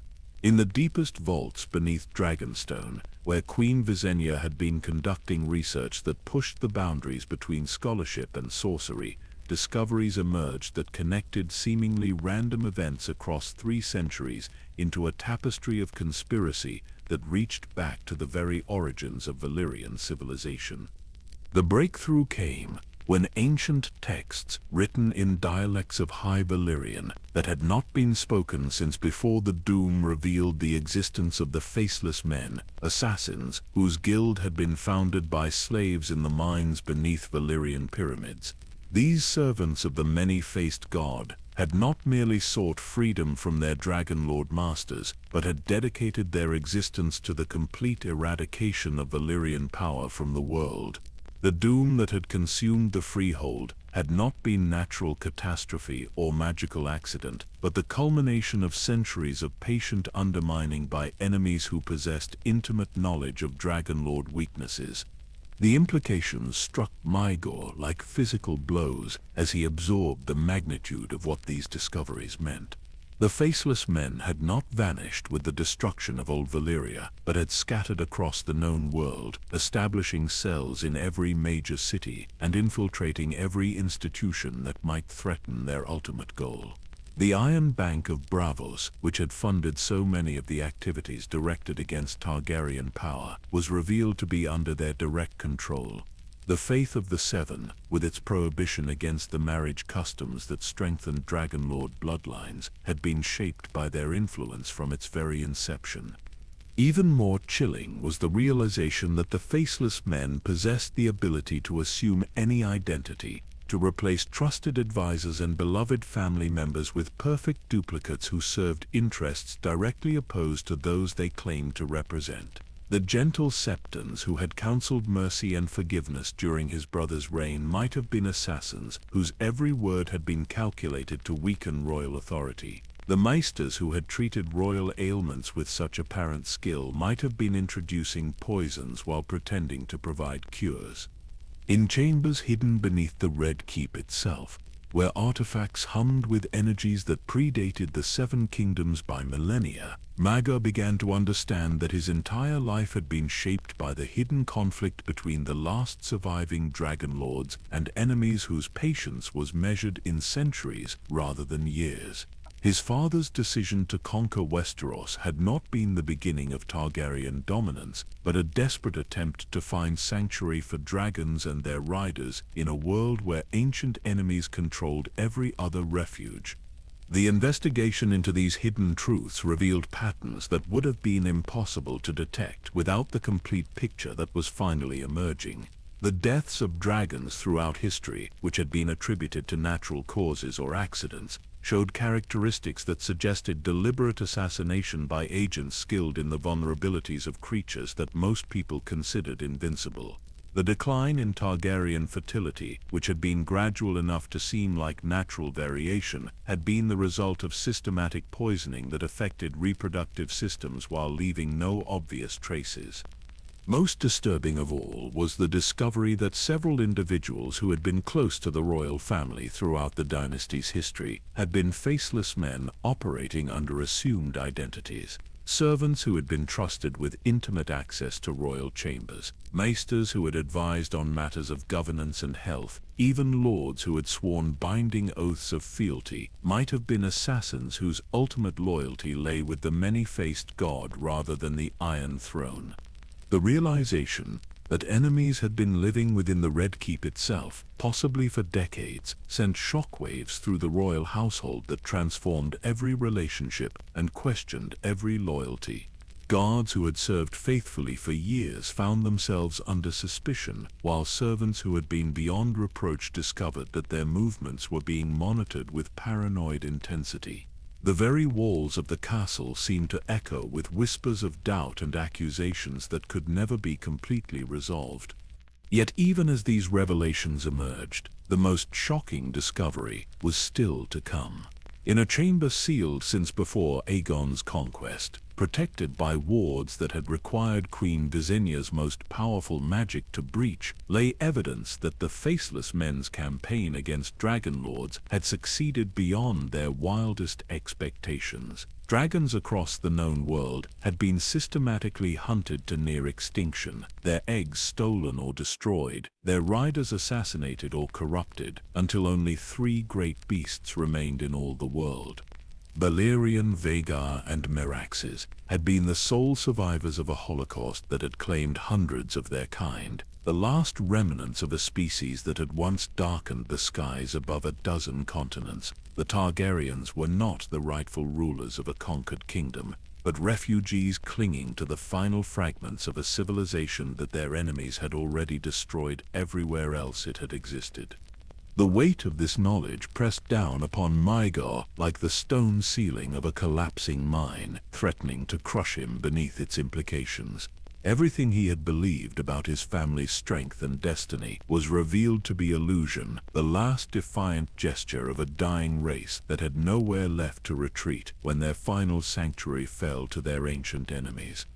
But with understanding came clarity.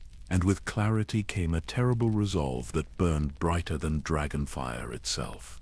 If the Targaryens were indeed the last dragon lords in the world, If Westeros was truly the final refuge for creatures and bloodlines that enemies had spent centuries trying to exterminate, then his reign took on significance that transcended mere political authority. He was not simply a king defending his crown, but the guardian of magic itself, the protector of wonders that would die forever if he failed in his duties. The transformation that followed this revelation completed the evolution that had been building since the day he claimed the Iron Throne. The gentle prince who had studied ancient prophecies in his youth disappeared entirely, replaced by something that approached the god emperors who had ruled from the 14 Flames when Valyria bestrode the world like a colossus. The crown that rested upon his silver-gold hair became not merely a symbol of political power, but a manifestation of responsibility that reached back through 40 centuries of Dragonlord civilization. In the throne room, where the twisted steel monument to Aegon's conquest rose like a metallic mountain, Maegor accepted the burden that fate had placed upon his shoulders. He would not merely rule the 7 kingdoms, but would transform them into a fortress capable of withstanding enemies whose patience was measured in geological time. Every tradition that weakened Dragonlord power would be abandoned. Every custom that diluted royal authority would be discarded. Every individual who served interests opposed to Targaryen supremacy would be eliminated without mercy or hesitation. The Faith Militant that opposed his polygamous marriages was revealed as merely the most visible weapon in an arsenal that encompassed institutions throughout the known world. The lords who whispered about royal tyranny were shown to be either willing servants of ancient enemies or useful fools whose weakness served the same ultimate purpose. Even the common people who grumbled about foreign customs and dragon worship were demonstrating the success of generations of subtle propaganda designed to turn subjects against their natural protectors. As winter approached and the conflict with religious militants escalated toward open warfare, Maegor began implementing changes that would have horrified his brother and shocked even his formidable father. The Red Keep was transformed from a royal residence into something approaching a fortress temple, where ancient Valyrian rites were practiced alongside the governance of 7 kingdoms. Dragon eggs that had remained cold for decades began to show signs of warmth, as rituals were performed that had not been attempted since before the Dune claimed the freehold. The dragons themselves responded to these changes with behaviors that had not been seen since the golden age of Valyrian civilization. Valyrian's roars now carried harmonics that could be heard across the narrow sea, while his flames burned with colors that had names only in High Valyrian. The great beast was remembering what dragons had been when they ruled alongside god emperors who understood that power and magic were merely different aspects of the same fundamental force. Yet for all the strength that flowed through him, Maegor found himself increasingly isolated from human connection by the very knowledge that empowered him. The friends of his youth had been replaced by servants whose respect was indistinguishable from terror, while the casual conversations that had once filled his days gave way to formal audiences where every word carried the weight of life and death decisions. In the quiet hours before dawn, when even the Red Keep's bustling activity subsided into something approaching peace, the king who had become the guardian of magic itself stood alone in chambers that echoed with the whispers of civilizations that had risen and fallen while dragons soared overhead. The price of absolute knowledge was absolute isolation, and the burden of protecting wonders beyond imagination was the surrender of simple human happiness. The hidden truth had finally emerged in all its terrible glory, and the man who had sought only to rule his kingdom discovered that he had inherited responsibility for preserving magic itself in a world where ancient enemies worked tirelessly to extinguish every spark of wonder that remained. The winter of 47 AC transformed the Red Keep into something unprecedented in Westerosi history, a nexus where ancient knowledge flowed like water through channels carved by necessity and desperation. In chambers that had once echoed with the gentle deliberations of his brother's court, Maegor gathered practitioners of arts that most of the 7 kingdoms considered myth, scholars whose understanding reached back to civilizations that had flourished when dragons ruled half the known world. From the shadow cities beyond Ashai came mystics whose skin bore tattoos that moved with lives of their own.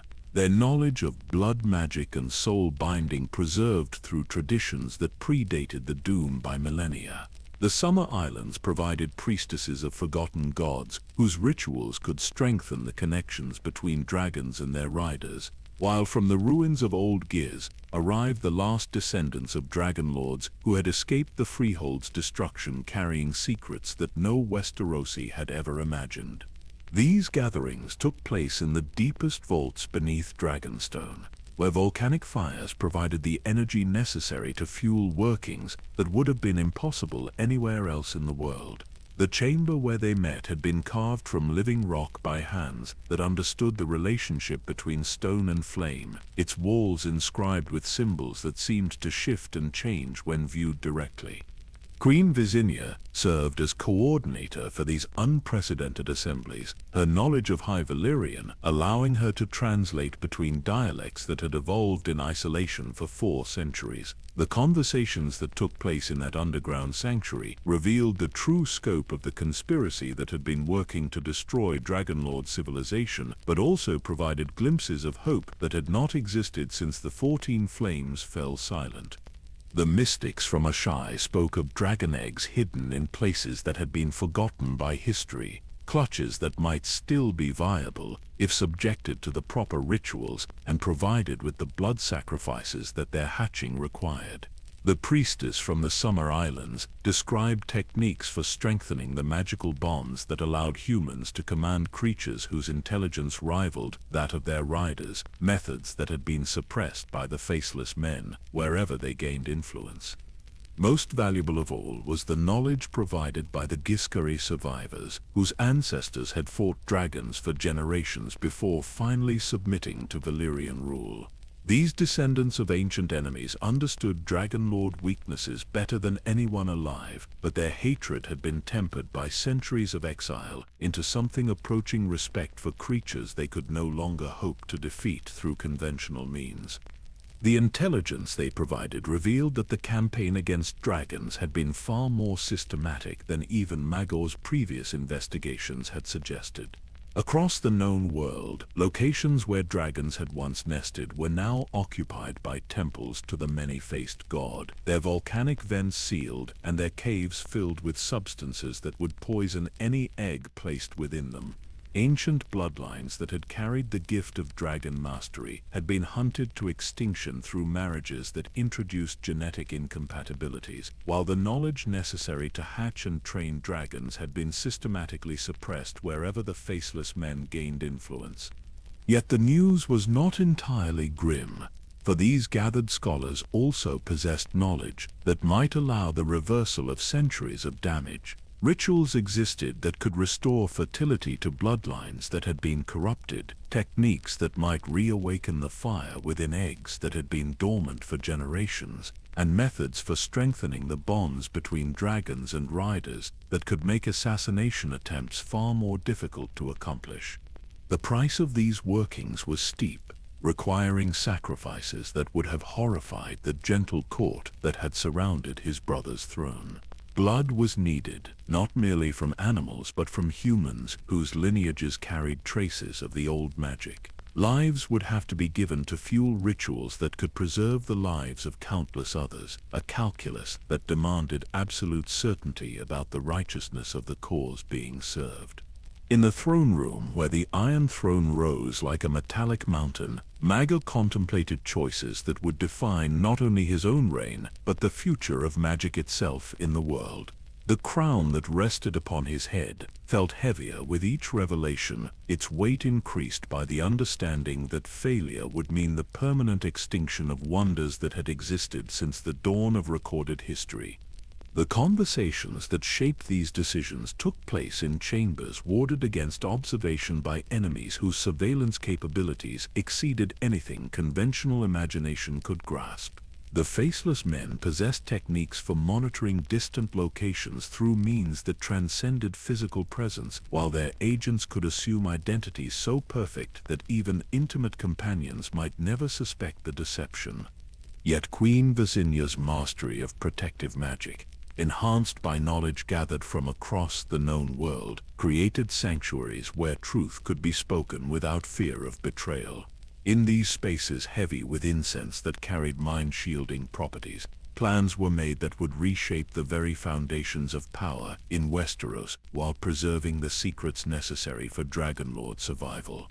The first priority was the protection of existing dragons, whose value to the conspiracy's enemies made them primary targets for assassination attempts that grew more sophisticated with each passing year. Valyrian, Vhagar, and the few smaller dragons that remained required constant vigilance, their food tested for poisons that had been designed specifically to affect draconic physiology, their sleeping chambers warded against intrusion by forces that could move through shadows like smoke. More complex was the challenge of producing new dragons, a process that had been disrupted for so long that even the ancient texts provided only partial guidance.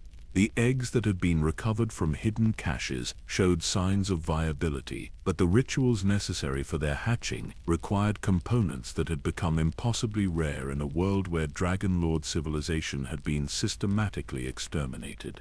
The blood of royalty was essential, but not merely any royal blood would suffice. The lineage had to be pure enough to carry the full potency of Valyrian gifts, concentrated through generations of careful breeding that had been interrupted by the conspiracy's successful manipulation of marriage customs. The polygamous unions that Maegor had established were beginning to show promise, but the children they might produce would require years to mature into potential dragon riders. More immediately available were the descendants of Dragonlord families who had escaped the doom and scattered across the known world, their bloodlines preserved in exile, but diluted by centuries of intermarriage with purely human stock. These individuals could provide the genetic material necessary for immediate rituals while serving as potential riders for dragons that might be successfully hatched through the recovered knowledge. The gathering of these scattered bloodlines required delicate diplomacy and considerable resources, as many of the families had concealed their Valyrian heritage so thoroughly that they themselves had forgotten their true origins. Emissaries were dispatched to every corner of the known world, carrying gold and promises that might convince the last descendants of Dragonlords to risk everything in support of a cause that offered hope for the restoration of their ancestral glory. As these plans developed, disturbing news arrived from agents who had infiltrated Faceless Men operations throughout the known world. The conspiracy had detected the unusual activities centered on Dragonstone and was mobilizing resources that had been held in reserve for centuries.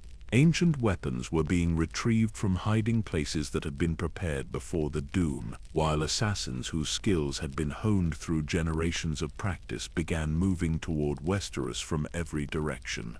The final confrontation was approaching, a battle that would determine whether the last dragons survived to see another generation or joined their kin in the extinction that had claimed every other magical creature in the world. The stakes could not have been higher. For failure would mean not merely the end of Targaryen rule, but the permanent triumph of forces that sought to drain all wonder from existence. In the quiet hours before dawn, when the Red Keep's corridors echoed with footsteps that might have belonged to ghosts of civilizations that had risen and fallen while dragons soared overhead, Maegor stood alone contemplating the burden that fate had placed upon his shoulders. The knowledge that had been gathered from across the known world provided hope, but that hope came at a price that would test every limit of his determination and resolve. The gathering of wisdom was complete, and the time for action was rapidly approaching.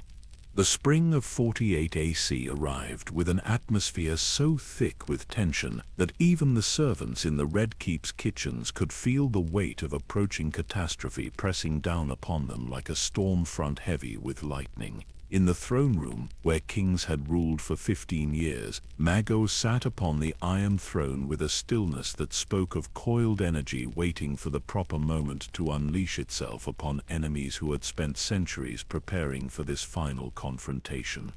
The intelligence gathered by Queen Visenya's network of informants painted a picture that would have overwhelmed a lesser man, but only strengthened Maegor's resolve to see this conflict through to its ultimate conclusion. Across the Seven Kingdoms and beyond, the Faceless Men were mobilizing resources that had been accumulated over 4 centuries of patient preparation. Ancient weapons forged in the final days of old Valyria were being retrieved from hiding places that had been prepared before the doom consumed the freehold, while assassins whose skills had been refined through generations of practice began converging on Westeros from every corner of the known world. The Faith Militant that ostensibly opposed his polygamous marriages was revealed as merely the most visible weapon in an arsenal that encompassed every institution capable of challenging Targaryen authority. Gold flowed through networks that connected the Iron Bank of Bravos to merchant princes in Lys and Mai, funding activities that went far beyond simple religious rebellion to encompass a coordinated assault on the very foundations of Dragonlord power. Yet for all the forces arrayed against him, Maegor faced his deepest fears not in contemplation of external enemies, but in recognition of the prices that victory would demand. The rituals necessary to hatch new dragon eggs required sacrifices that would forever change his relationship with his own humanity, while the methods needed to strengthen existing bloodlines would transform him into something that his brother would no longer have recognized as kin. In chambers hidden beneath Dragonstone, where volcanic fires provided the energy necessary for workings that pushed the boundaries between magic and madness, Queen Visenya prepared for ceremonies that had not been attempted since the golden age of Valyrian civilization. The knowledge gathered from mystics and scholars across the known world had provided the theoretical framework, but the practical application would test every limit of their understanding and resolve. The first of these rituals focused on Balerion himself, the greatest of the surviving dragons, whose bond with his rider had grown so strong that their very heartbeats had begun to synchronize during flight. Ancient texts described techniques for deepening this connection beyond anything previously achieved, creating a unity of purpose that would make conventional assassination attempts virtually impossible to accomplish. The process required Maegor to surrender portions of his own life force to the great dragon, strengthening Balorion's natural resilience while gaining access to senses that transcended normal human perception.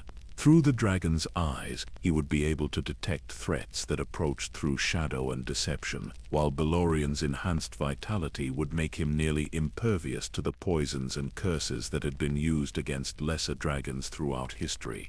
Yet the ritual came with costs that extended far beyond mere physical discomfort. The sharing of life essence created vulnerabilities as well as strengths, binding rider and dragon so closely that injury to one would be felt by the other. More disturbing still were the psychological changes that the ancient texts warned might occur, alterations in perception and emotion that could transform a human mind into something approaching the alien intelligence that dwelt within creatures born from fire and magic. As preparations for this working continued, troubling news arrived from across the narrow sea that confirmed the scope of the threat the royal family faced.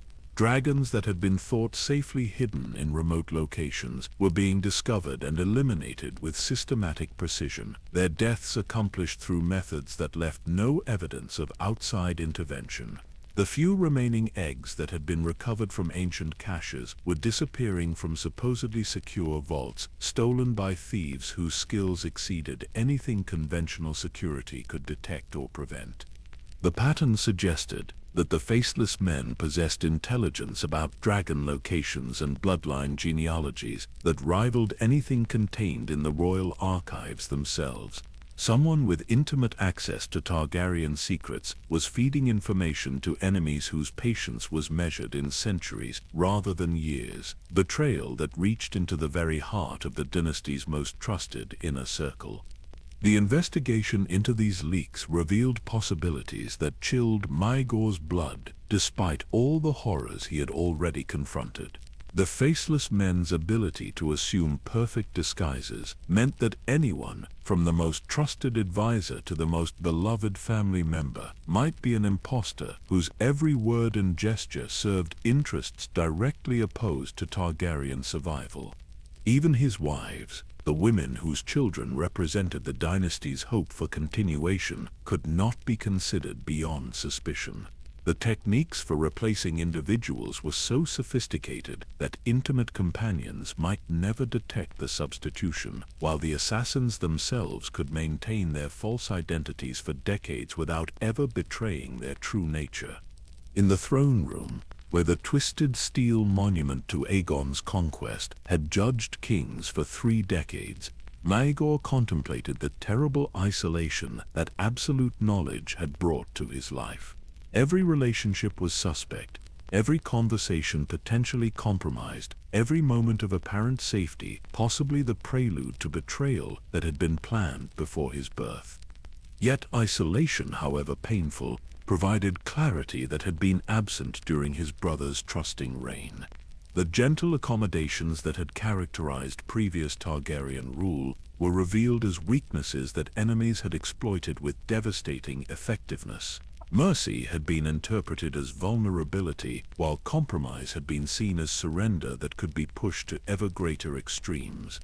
The king who emerged from these realizations was harder than Valyrian steel and infinitely more dangerous than the dragons that served as symbols of his power. The crown that rested upon his silver-gold hair no longer represented mere political authority, but had become the manifestation of responsibility that reached back through 40 centuries of Dragonlord civilization. As spring advanced towards summer, and the final confrontation drew ever closer, Maegor made preparations that would have horrified observers from his brother's gentle court. The Red Keep was transformed into something approaching a fortress temple, where ancient Valyrian rites were practiced alongside the business of governing 7 kingdoms.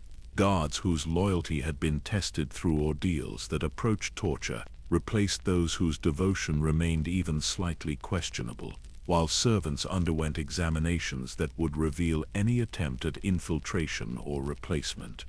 Most significantly, plans were finalized for the preservation of critical knowledge in locations that could survive even the complete destruction of Dragonstone and the Red Keep.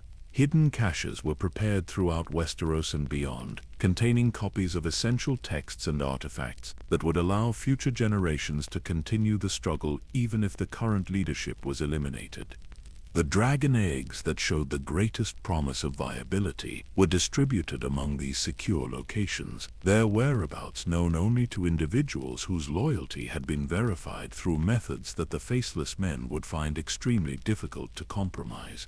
Should the worst occur, these reserves might provide the foundation for eventual restoration of Dragonlord power, even if decades or centuries passed before conditions allowed their recovery. Yet for all these precautions, Maegor understood that the approaching battle would likely be decided by factors that transcended careful planning or superior preparation.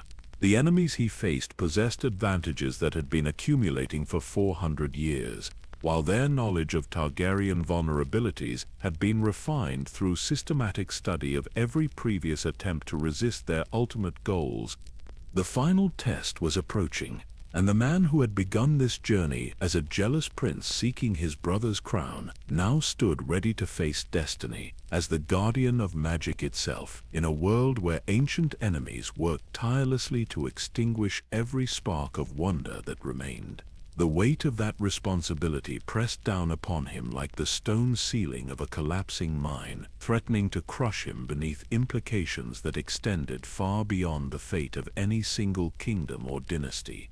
In the quiet hours before dawn, when even the Red Keep's vigilant activity subsided into something approaching watchful peace, the last Dragonlord in the world prepared himself for a confrontation that would determine whether the fire that had burned since the dawn of civilization would continue to illuminate the darkness or finally be extinguished by forces that preferred a world drained of all mystery and magic.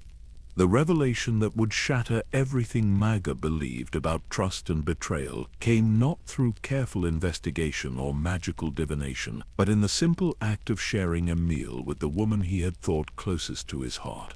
On a summer evening in 48 AC, as the Red Keep's walls glowed with the warmth of the setting sun, Tyanna of the Tower made a comment about dragon physiology that revealed knowledge no loyal wife should have possessed. The words themselves seemed innocent enough. a casual observation about the rate at which Valyrian's scales regenerated after minor injuries.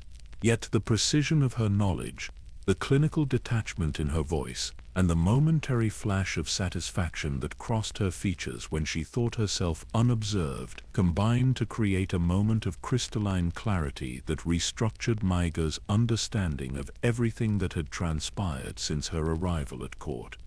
In that instant, as realization struck him with the force of dragonfire, Maegor understood that the enemy he had been seeking in distant shadows had been sharing his bed for months, studying his most intimate vulnerabilities while pretending to love the man she had been sent to destroy.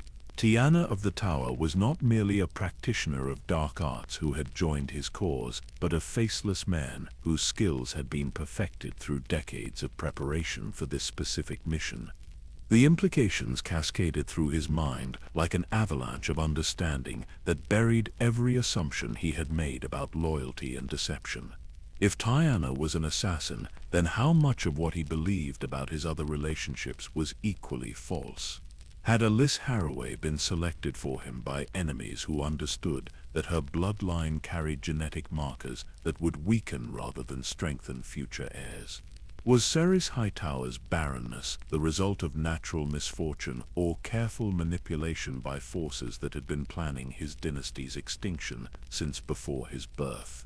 The conversation continued around the dinner table as though nothing had changed, but Maegor's perception had shifted into something approaching the alien awareness that dragons possessed when hunting prey. He watched Tiana's every gesture with new eyes, noting the subtle tells that revealed her true nature to someone who finally understood what to look for. The way she positioned herself to maintain escape routes, the unconscious movements that suggested weapons concealed beneath her robes, the calculated expressions that had seemed like genuine emotion when viewed through the lens of trust. Yet even as horror at the scope of the betrayal threatened to overwhelm him, a deeper understanding began to emerge from the chaos of revelation. Tiana's presence in his household had not been entirely successful in accomplishing its intended goals, for the very knowledge that made her dangerous as an enemy could prove invaluable if properly controlled. She possessed intelligence about faceless men operations that no loyal servant could have provided, understanding of their techniques and weaknesses that might be turned against her former masters. The challenge lay in confronting her without triggering responses that had been conditioned through decades of training in the arts of assassination and escape. Faceless men were known to carry poisons that could kill instantly if their missions were compromised, while their abilities to change identity meant that even successful capture might result in the loss of a valuable source of intelligence. The solution came to Maegor with the clarity that had marked all his most crucial decisions, a plan that would require absolute precision, but offered the possibility of turning his greatest vulnerability into his most powerful weapon. Rather than confront Tiana directly, he would allow her to believe her deception remained undetected while feeding her false information that would mislead her handlers about his true preparations and capabilities. The weeks that followed tested every limit of Maegor's self-control as he continued to share intimate moments with a woman who represented everything he had been fighting against. Each kiss was a negotiation with death. Every conversation a chess match where the stakes were measured in the survival of dragons and the continuation of magic in the world. Yet the intelligence he gained through this deception proved more valuable than anything his conventional sources had been able to provide. Through carefully crafted conversations and staged discussions that Tiana was meant to overhear, Maegor learned the true scope of the conspiracy that had been working to destroy his family for centuries. The Faceless Men possessed detailed genealogies of every bloodline that carried traces of Valyrian heritage, maps that showed the location of every dragon egg that had survived the doom, and intelligence networks that reached into the most secure locations throughout the known world. More disturbing still was the revelation that the conspiracy had been monitoring Targaryen activities with supernatural precision, their agents reporting on conversations that should have been impossible to overhear, and decisions that had been made in chambers warded against conventional surveillance. The techniques they employed transcended normal human capabilities, suggesting access to magical resources that rivaled anything the Dragon Lords had ever commanded. The intelligence Tyanna unknowingly provided revealed that the final assault on Targaryen power was already underway. Coordinated attacks that targeted every aspect of Dragon Lord civilization simultaneously. Assassins were moving against the scattered descendants of Valyrian bloodlines, while teams of specialists worked to corrupt the few remaining dragon eggs through methods that would make them impossible to hatch regardless of the rituals employed. Most chilling of all was the discovery that faceless men had infiltrated the very heart of Queen Visinya's research efforts, providing false information that would ensure the failure of critical rituals while appearing to offer genuine assistance. The mystics and scholars who had gathered at Dragonstone to preserve ancient knowledge included agents whose true loyalty lay with the many-faced god, their presence designed to sabotage any attempt to restore Dragonlord power to its former glory. The realization that enemies had been manipulating even his most careful preparations struck Maegor with a fury that set the very stones of the Red Keep trembling with sympathetic vibration. The Delarian's roars echoed across King's Landing as the great dragon responded to his rider's rage, the sound carrying harmonics that shattered glass throughout the city and sent lesser creatures fleeing in mindless terror. Yet rage, however justified, provided clarity rather than confusion, as Maegor finally understood the true nature of the game he had been playing. The faceless men's greatest strength lay in their ability to remain hidden, to strike from shadows, while their enemies fought against visible opponents who were merely distractions from the real threat. By revealing themselves through Tyanna's presence, they had provided him with the opportunity to turn their own methods against them. The plan that emerged from this understanding was audacious beyond anything attempted since the golden age of Valyrian civilization, a working that would require the sacrifice of nearly everything he had built in order to preserve the essence of what he was fighting to protect. If the conspiracy sought to destroy dragons through patient corruption and systematic assassination, he would respond by creating a conflagration that would consume friend and enemy alike while ensuring that the fire itself survived to burn again in future generations. In the throne room, where the Iron Throne had judged kings for 3 decades, Maegor made his final preparations for a confrontation that would determine the fate of magic itself in the world. The twisted steel monument that had cut unworthy rulers and embraced those it deemed necessary would soon render its ultimate judgment, deciding whether the last Dragonlord possessed the strength to preserve wonders that had existed since the dawn of recorded history. The crown that rested upon his silver-gold hair felt lighter than it had in years, its weight reduced by the understanding that the burden of choice was nearly over. Win or lose, live or die, the approaching battle would settle questions that had haunted Dragonlord civilization since the Doom consumed the Freehold and scattered its survivors across the known world. As night fell over the Red Keep and shadows lengthened across chambers where ancient artifacts hummed with energies that predated the Seven Kingdoms, Maegor stood alone contemplating the price of the choices that lay ahead. The gentle prince who had studied prophecies in his youth was gone forever, replaced by something that approached the god-emperors who had ruled from the 14 Flames when Valyria bestrode the world like a colossus. Tomorrow would bring the final test, the ultimate confrontation between the last guardian of magic and enemies whose patience had been refined through 4 centuries of careful planning. The outcome would determine whether dragons continued to soar through earthly skies or joined their extinct kin in whatever realm awaited creatures whose time in the world had finally ended.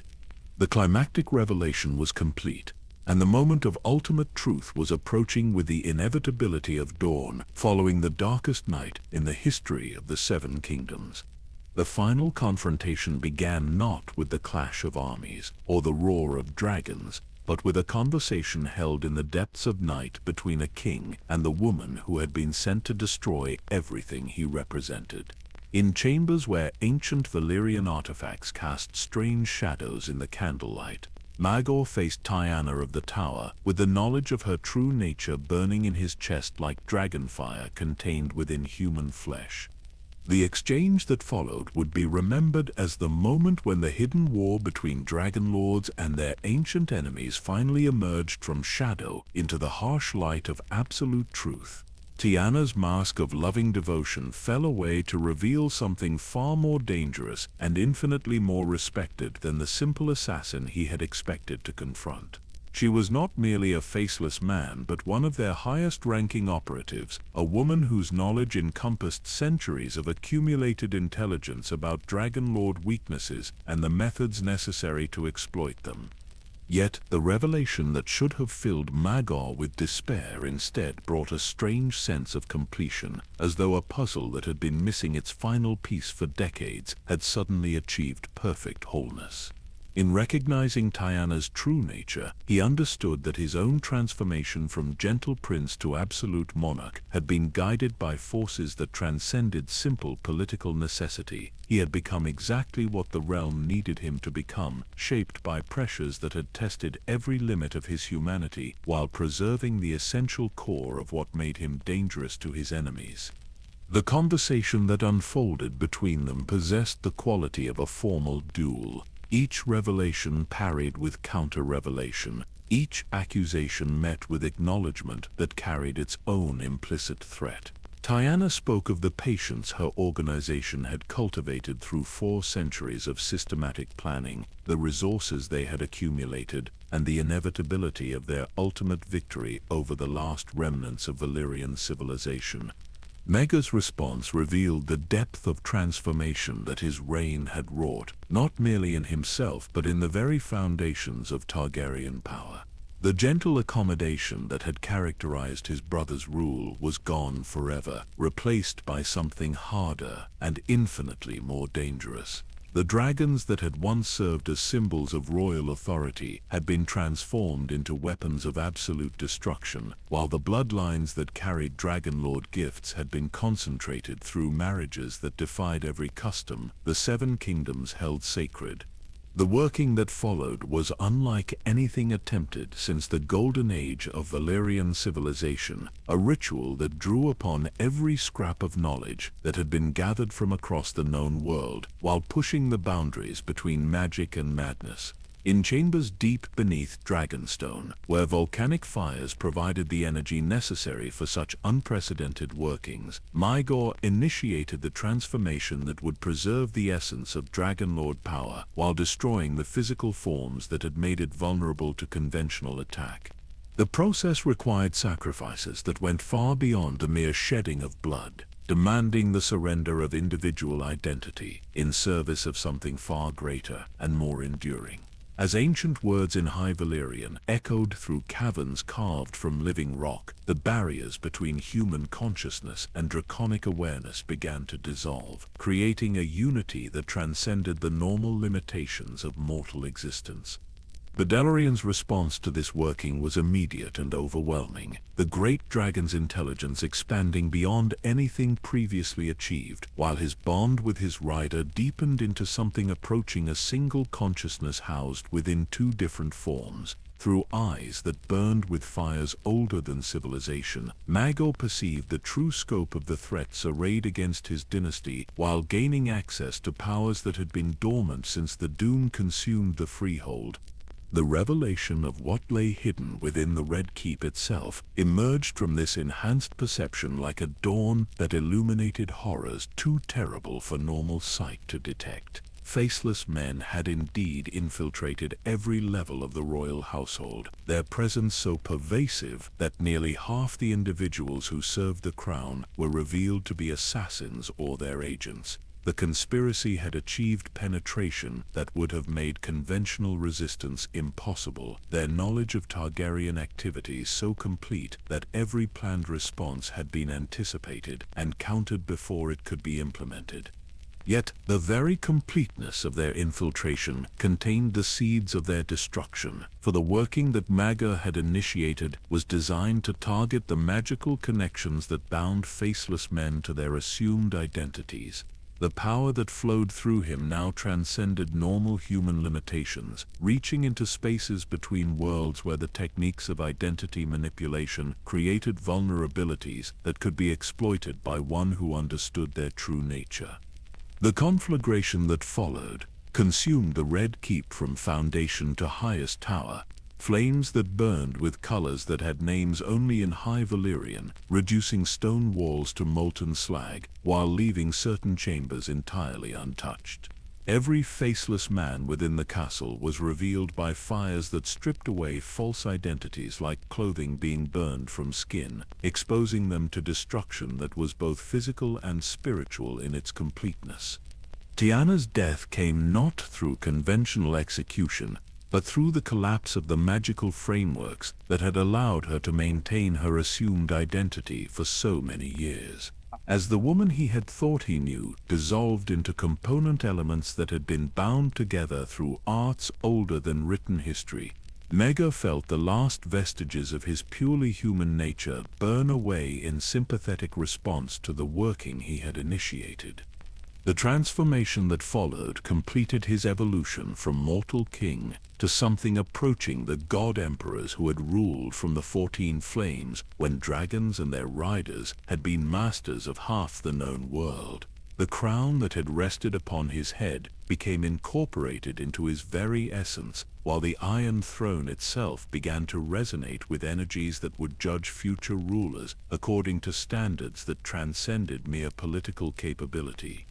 Yet the price of this victory was measured not merely in the destruction of enemies, but in the isolation it imposed upon the man who had achieved it.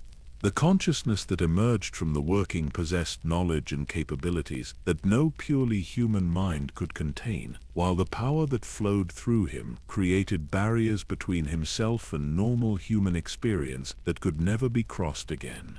In the months that followed, as the realm struggled to comprehend what had occurred in the Red Keep during that night of fire and revelation, reports began arriving that confirmed the global scope of the victory that had been achieved. Across the known world, Faceless Men operations were collapsing as their agents lost the magical connections that had allowed them to maintain false identities for decades. The conspiracy that had worked for 4 centuries to eliminate Dragonlord civilization found itself suddenly blind and powerless, its carefully laid plans disrupted by forces they had not anticipated and could not counter. The dragons that had been hidden in remote locations throughout the world began to stir as the curses that had kept them dormant were broken by the same working that had destroyed their enemies within the Red Keep. Eggs that had remained cold for generations showed signs of renewed viability, while bloodlines that had been corrupted through systematic interference began to exhibit the gifts that had made their ancestors masters of creatures born from fire and magic. Yet, for all the cosmic significance of what had been achieved, the man who had accomplished it found himself increasingly isolated from the very realm he had fought to preserve. The consciousness that now inhabited Maegor's form possessed understanding that reached across centuries and through dimensions that normal human perception could not grasp. But it had lost the capacity for simple human connection that had once provided meaning to individual existence. In the throne room, where the Iron Throne had been transformed into something approaching a living entity, the figure that had once been Maegor Targaryen sat in contemplation of victories that felt hollow despite their ultimate significance. The realm was preserved, dragons would fly again, and the forces that had sought to drain all magic from the world had been dealt a blow from which they might never recover. Yet the price of these achievements was the surrender of everything that had made the struggle personally meaningful. The resolution was complete, but like all true victories over forces that transcended normal human understanding, it carried implications that extended far beyond the immediate satisfaction of defeating one's enemies. The Guardian of Magic had preserved the wonders he was sworn to protect, but in doing so had become something that could no longer fully appreciate the beauty of what he had saved. In the quiet hours before dawn, when the Red Keep's rebuilt chambers echoed with whispers of power that would shape the realm for generations to come, the consciousness that remembered being Maegor Targaryen prepared for the final transition that would complete its transformation from human ruler to eternal guardian of secrets too dangerous for mortal minds to contain. The dawn that broke over the Red Keep following that night of fire and transformation brought with it a silence unlike anything the castle had known since its foundations were first laid in Aegon's time. In the throne room where kings had ruled and died, where the Iron Throne had judged the worthy and the weak, a stillness settled that spoke of completion rather than ending, of mysteries resolved rather than lives simply ceased. The figure seated upon the twisted steel monument bore the features of Maegor Targaryen, yet those who discovered him in the early morning hours understood instinctively that they were looking upon something far greater and more enduring than any mortal king. There were no wounds upon his body, no signs of struggle or violence, only the profound peace that comes to those who have finally laid down burdens too vast for human shoulders to carry indefinitely. Blackfire lay across his lap as it had on countless mornings when the king held court, its Valyrian steel blade reflecting the golden light that streamed through the throne room's tall windows. Yet now the sword seemed somehow lighter, its dark metal no longer drinking in the light around it, but instead radiating a gentle warmth that spoke of purposes fulfilled and destinies completed. The guards who made this discovery spoke in hushed whispers of the tranquility that suffused the great hall, how the very air seemed to hum with contentment rather than the tension that had marked Maegor's final years. The Iron Throne itself appeared different somehow, its 1,000 twisted blades arranged in patterns that suggested harmony rather than conquest, as though the monument to Aegon's victories had been transformed into something approaching a shrine to the preservation of wonders. Queen Visenya, summoned from her chambers where she had been conducting rituals to assess the night's mystical aftermath, understood immediately what had occurred. Her son had achieved the transformation that the ancient texts had described, but which none had dared attempt since the golden age of Valyrian civilization. He had become the Guardian Eternal, the consciousness that would watch over Dragonlord's secrets until the turning of ages brought conditions suitable for their return to the world. The realm that awakened to news of their king's mysterious passing found itself strangely at peace, despite the questions that surrounded his death. The Faith Militant's rebellion simply evaporated like morning mist, their leaders discovering that the fervor which had driven them to take up arms had been replaced by a profound sense that their struggle had been resolved through means beyond their understanding. Lords who had whispered of royal tyranny found themselves unable to remember why they had ever opposed the crown, while common folk spoke of dreams filled with dragon song and ancient wisdom. In the months that followed, as Prince Jaehaerys claimed the Iron Throne with a legitimacy that none could question, the realm began to understand that they had been witnesses to something unprecedented in the history of the Seven Kingdoms. The boy who became king inherited not merely a crown and castle, but a kingdom that had been fundamentally transformed by his uncle's final working, a land where dragons would always find sanctuary and where the old magic would never truly die. Valyrian had been seen departing Dragonstone on the morning of Maegor's death, the great dragon's wings carrying him eastward across the narrow sea toward lands where the sun rose each day over waters that remembered old Valyria. Those with the sight to perceive such things reported that he flew not alone but in the company of a consciousness that shared his ancient wisdom, a partnership that would endure until the world itself grew old and weary. The scattered descendants of Dragonlord bloodlines throughout the known world felt the change like a warm wind that touched their souls and reminded them of heritage they had thought lost forever. Children born in distant cities found themselves dreaming of dragons and speaking words in High Valyrian that their parents had never taught them, while ancient artifacts long thought powerless began to pulse with renewed energy. The dragon eggs that had been hidden in secure locations across the Seven Kingdoms and beyond showed signs of stirring life, their shells warming for the first time in generations as the magical frameworks necessary for their hatching were restored through Maegor's sacrifice. Future generations would find these treasures when the time was right, when the realm once again needed the protection that only dragons could provide. In the quiet hours when Dragonstone stood empty save for the whisper of wind through ancient corridors, those sensitive to such emanations reported feeling a presence that watched over the volcanic isle with patient benevolence.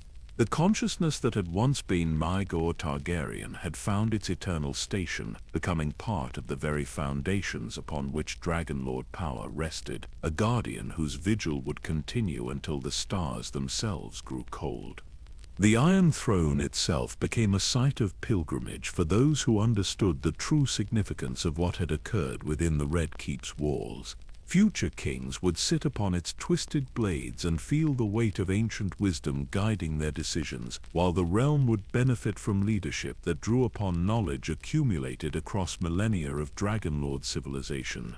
The legends that grew around Maegor's reign spoke not of cruelty but of necessity, not of tyranny, but of the prices that must sometimes be paid to preserve wonders beyond price. Bards would sing of the king who sacrificed his humanity to save magic itself, while scholars would puzzle over the mysteries surrounding his death for generations to come, never quite grasping the cosmic significance of the transformation they studied. As seasons turned to years and years flowed into decades, the realm prospered under the protection of forces that worked in harmony rather than opposition. The faith found its proper place serving the spiritual needs of the people, while acknowledging the divine right of those chosen to rule, while the great houses discovered that loyalty to the crown brought rewards that transcended mere political advantage. Dragons returned to Westerosi skies, gradually their eggs hatching, when conditions were appropriate, and riders worthy of their partnership came of age. Each new dragon that spread its wings in flight served as a reminder that some victories transcend the simple defeat of enemies, achieving instead the preservation of beauty and wonder for future generations to experience and cherish.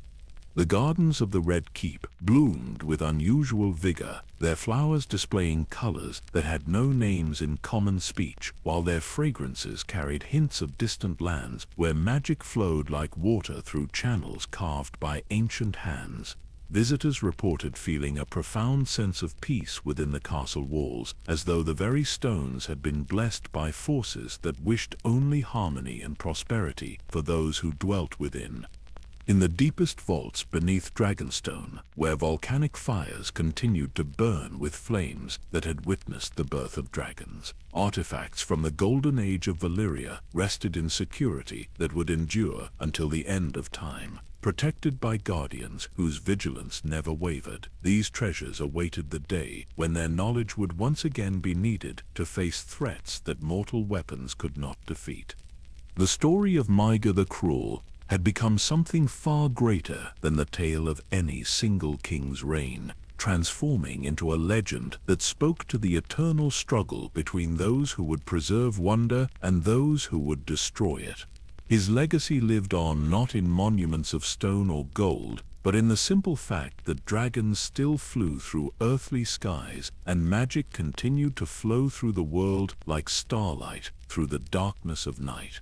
And in the quiet moments when the sun set behind the Red Keep's towers and shadows lengthened across courtyards where ancient secrets slumbered peacefully, those who listened carefully could sometimes hear the distant sound of dragon song carried on evening breezes, a melody that spoke of guardians eternal and wonders preserved for all the generations yet to come. The reign of Maegor the Cruel was ended, but the protection he had died to provide would endure until the very foundations of the world crumbled into dust and new stars were born from the ashes of the old. Thank you for joining me on this journey through the shadows and flames of Targaryen history. If you enjoyed exploring these ancient mysteries, take a moment to like this video and subscribe for more tales from the deep corners of Westeros. Sweet dreams, and may your rest be filled with the gentle songs of dragons flying through starlit skies.